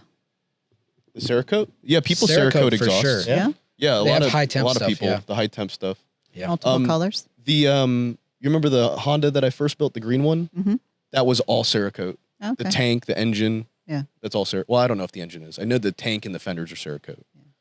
And I need to learn how to do that. I do powder coating in house, which some people do use for guns, but like you don't want to do it on like Picatinny rails and stuff like that. It'll get chewed up. Yeah, but like exactly. Cerakote will hold up. Oh yeah, Cerakote will hold up. I don't even care about the longevity of it because I love the way it looks when it gets worn out. I do too. GWAT era stuff, like there's some epically cool looking guns that are just, it's like, you know, where the cheek is, there's all that wear marking. And then some people like purposely like battle worn, quote unquote, which is not the vibe. Like if you paint a gun, you should have it painted. And then when you use it, it gets worn down. Yes. And that's how it looks like it should. Yes, exactly. But that's a big thing, right? Painting your rifle in the military. Yes. Yeah. So that way you know it's yours, right? You can spot it from afar away.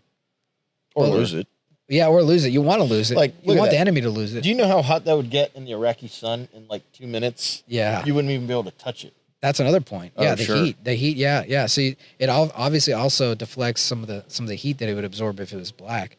But yeah, if I had an M16 Laura, I'm keeping that thing black. But Sure. Yeah. But my traditional like run of the mill ARs, I love painting them. I do a little sponge method where you just spray paint on the cardboard and then dip a little sponge in there, and it looks so cool.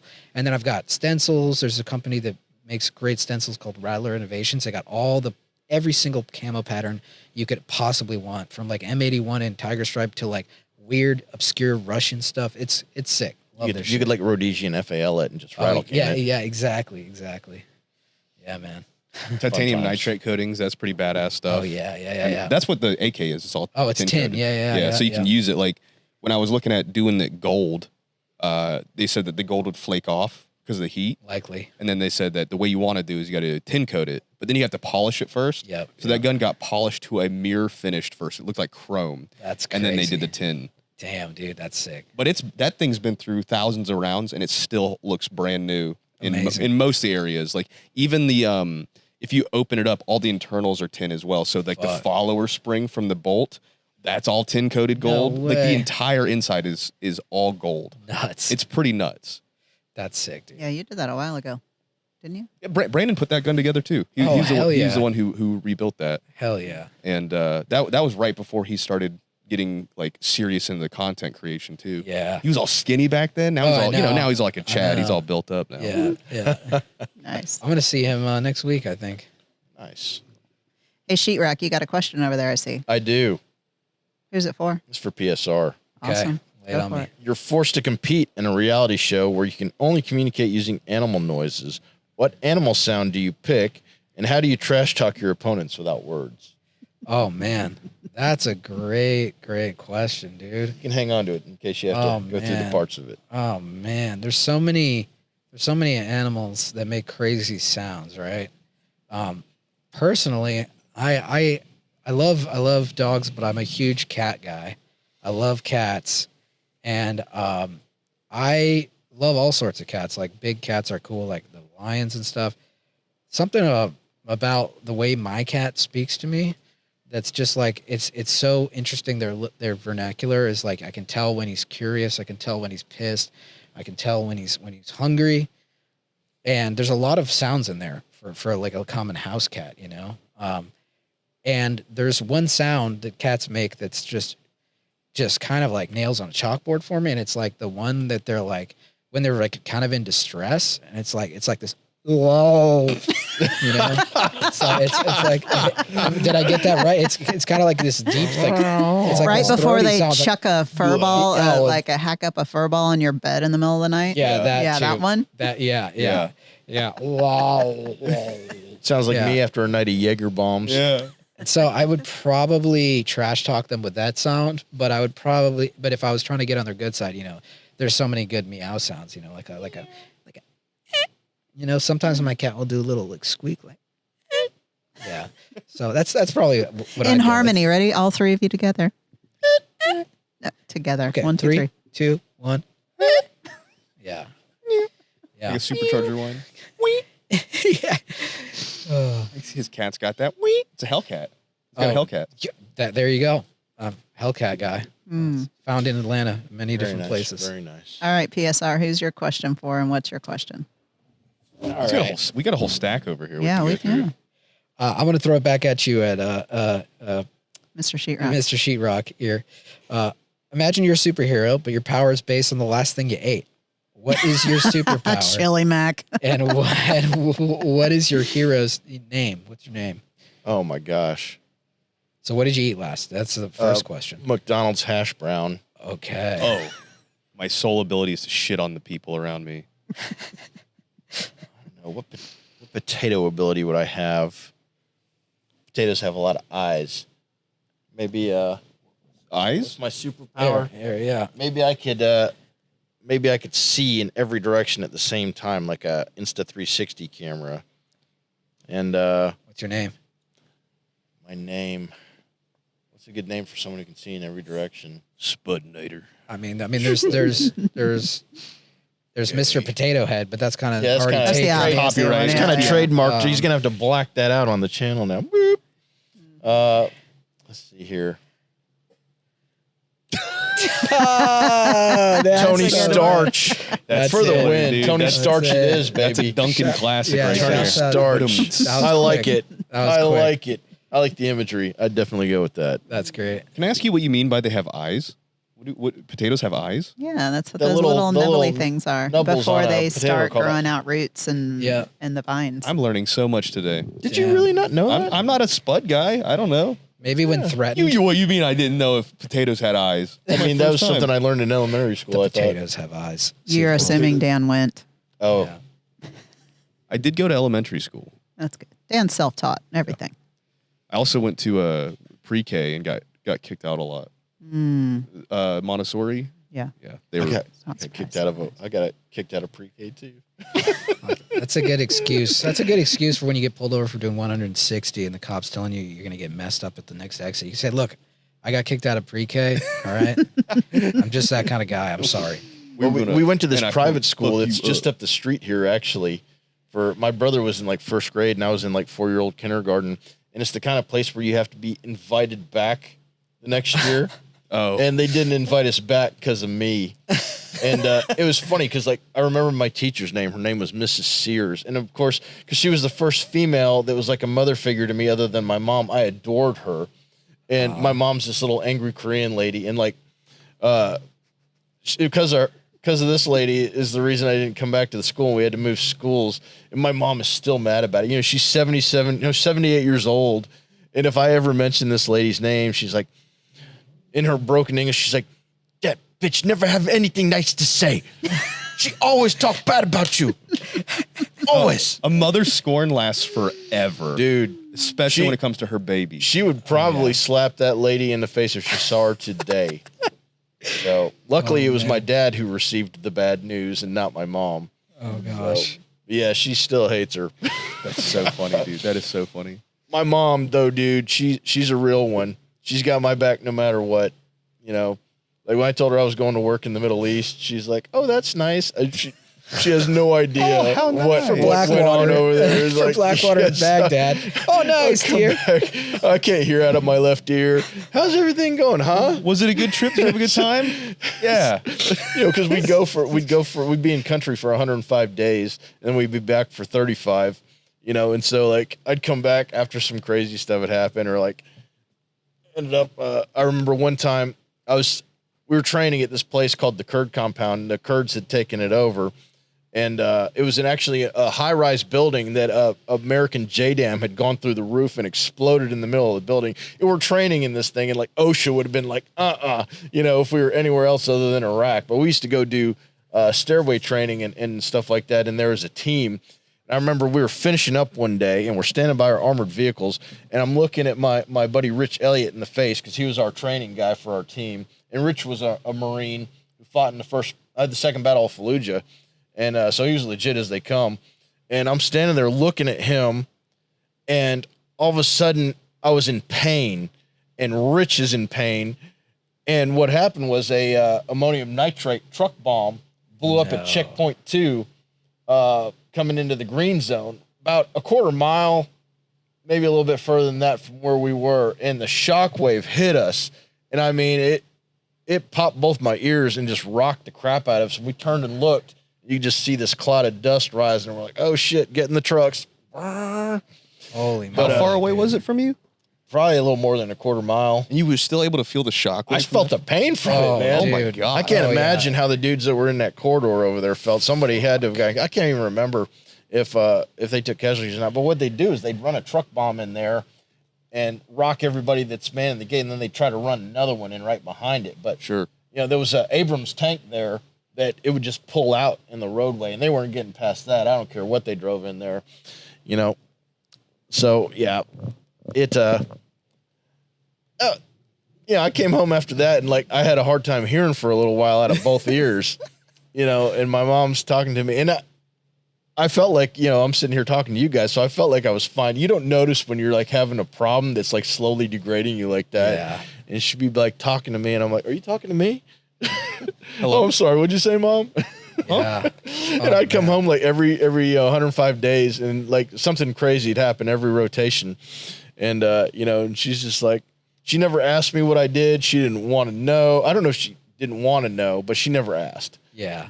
She never asked what I did or what we were doing. She had no idea. I could have told her I was a janitor over there, and she'd have been like, oh, that's nice. Well, as long as you're eating and getting good sleep, mom stuff. Yep. That's funny, man. Insert JDAM or insert explosion. Damn, dude. That's bombing intense. attack. That's intense, man. Yeah, because ammonium nitrate's a very percussive explosion. It really is. You know about explosives, don't you, dude? He does. Have you ever watched his channel? He likes to blow things up. I do have a bunch of... Oh, never mind. Yeah. Mm. Never mind. Yeah. Nice. Well, you guys remember a couple of years ago, the port of Beirut exploded. Oh, yeah. Because they had all this ammonium nitrate they seized, and it caught on fire because some dude was welding on the doors, and they had no safety standards for stuff over there, and it blew the whole port apart. That footage was so... Yeah, I saw that footage, yeah. So and ammonium nitrate, or if there's a fertilizer factory on fire, I'm out of there. I don't want to be anywhere near that. It is no joke, man. We were talking about that pool chemical manufacturing place that was over in Conyers. Oh, that caught on fire. That caught on fire and burned for days and then caught back on fire. Yep. And I think that's kind of connected our dots on why everybody in Atlanta seems to have been kind of sickish this summer. Well, that like, place, that place has been on fire like 4 separate times, I think they said. Yeah. You'd Something think that crazy like insurance company would be at some point like, you cannot be a business if you cannot sort this out. We're pulling out. Yeah. It's amazing. Yeah, it's for all the regulatory agencies out there. The MSD. So you gotta have a good gas mask, man. You do. You gotta have a good respirator of some sort laying around. Pretty good practice. Yeah. Yeah. For your daily jogs on the Kennesaw Mountain Trail. Yeah, there you go. Cool. Well, that sounds like a good time. Oh, do we have one more Nope, question? No more? Nope, that was it. Okay, cool. All right. Well, we're already into the 2-hour mark. Oh my gosh. Yeah. We've been having too much fun. I barely have to pee. Yeah. We didn't even have to call for a pee break yet. Well, I had to pee like an hour and a half ago, but I didn't Did you just swallow it? I didn't know there was an option. I didn't know there was an option for a pee break. No, well, I initially grabbed that little bottle. I'm like, that ain't going to hold Did you it. just swallow it? Well, and what do you do when you have to go and then it just disappears? Like It's an extra compartment when you add Yeah. adrenaline. Yeah, there you go. when I was a kid, my neighbor was my bus driver, and she would say, "Oh," I'd tell her I was thirsty, and she'd be like, "Oh, just spit and swallow," right? I didn't know she meant like spit, just kind of like in your mouth, and then So I was in the back of the bus going like, trying to catch it. I hit a lot of other people. Anyway, Yeah, That was post pre-K. That was that was like high school. That was high school. lovely. I was too Lovely. old. I held back a couple times. All right. Well, it sounds like we're going to have another one of these. yes. For This sure. was fun. Yes, I enjoyed this. this For was sure. fun. You guys are good company. Yeah. Yeah, I had a great time. Thank Yeah. you. What's your temperature like right now? How are you feeling? I'm getting feeling a little bit of sweaty underneath my pits, but I'm hanging in there. Listen, the Russian does not concern himself with getting hot. Okay, I appreciate the heat because in my homeland it's very cold. Siberia. The gulag. Next one, we could see if we could get FPS Russia too. I think he's still doing stuff. Is he still in Georgia? I hope so. I mean, dude, that guy's a legend, man. Yeah, Forever, He forever. paved the He way. was That was back OG. when YouTube Yes. was cool, man. Yeah, Where you yeah. could post gun videos on YouTube without getting. Do you Dude. even have monetized videos? I do, as long as they're semi-auto. Usually they get monetized. I'm more concerned with getting age restricted. Yeah. because that's what That really kills the vids. But for the most part, even certain FRT videos haven't been age restricted, which is great. But yeah, if you say any verbiage around this is a machine gun or anything, it's generally definitely demonetized. I would say about 75% of my videos are demonetized. So most of them are. But Well, I some guess of it's a them- good thing we're not in this for the money. Yeah, exactly. Right. Yeah. Back when I Having used to Dan do- here just killed it right from the beginning. I feel insulted. Back in the day, to get around back when they started doing the gun restriction stuff on YouTube, where they started to monetize stuff, me and a buddy would label our videos as video game videos. Oh, you know, yeah, in the, yeah, like the drop down box. You can do Yeah, that. yeah, So yeah. we would do video games, and all the tags would be like Grand Theft Auto and stuff like that. So they would just skate underneath the radar. Amazing. But That's now pretty I don't- slick, I don't dude. think you can do that anymore. And I that's think why all there's- those young kids started watching your stuff. So they're looking for Grand But I Theft Auto started free videos and pretty it yeah, came up. switches Yeah. in the hood. maybe Yeah. the slapping semi videos, dude. Nice. Well, thank you All for right. having us on. Yeah, Well, yeah. thanks for Appreciate coming. it. This was a lot of fun. Yeah, this was some good coordination to get everybody's schedules in sync. Yes. This studio that you've created is fantastic. This I've is watched this awesome. place completely change over the last couple of years. You watched this place come from dirt to a place. Very impressive. You've done a awesome. very good job with this. What, Yeah. what a Thank you. lovely place, Thank Candy. you. Thank Yeah. you. Very cool. It's always fun Little- to come. Yeah, little parts of history all spattered throughout. So, Thank you for having us. yeah. Well, thanks again for coming. Love them. So wherever you're watching this, whether it's on YouTube or listening to it on any of your streaming services, please like, subscribe, favorite us, leave a review. We really appreciate it. And we will see you next time. All right. Bye-bye. Bye-bye. All day, all night, all day.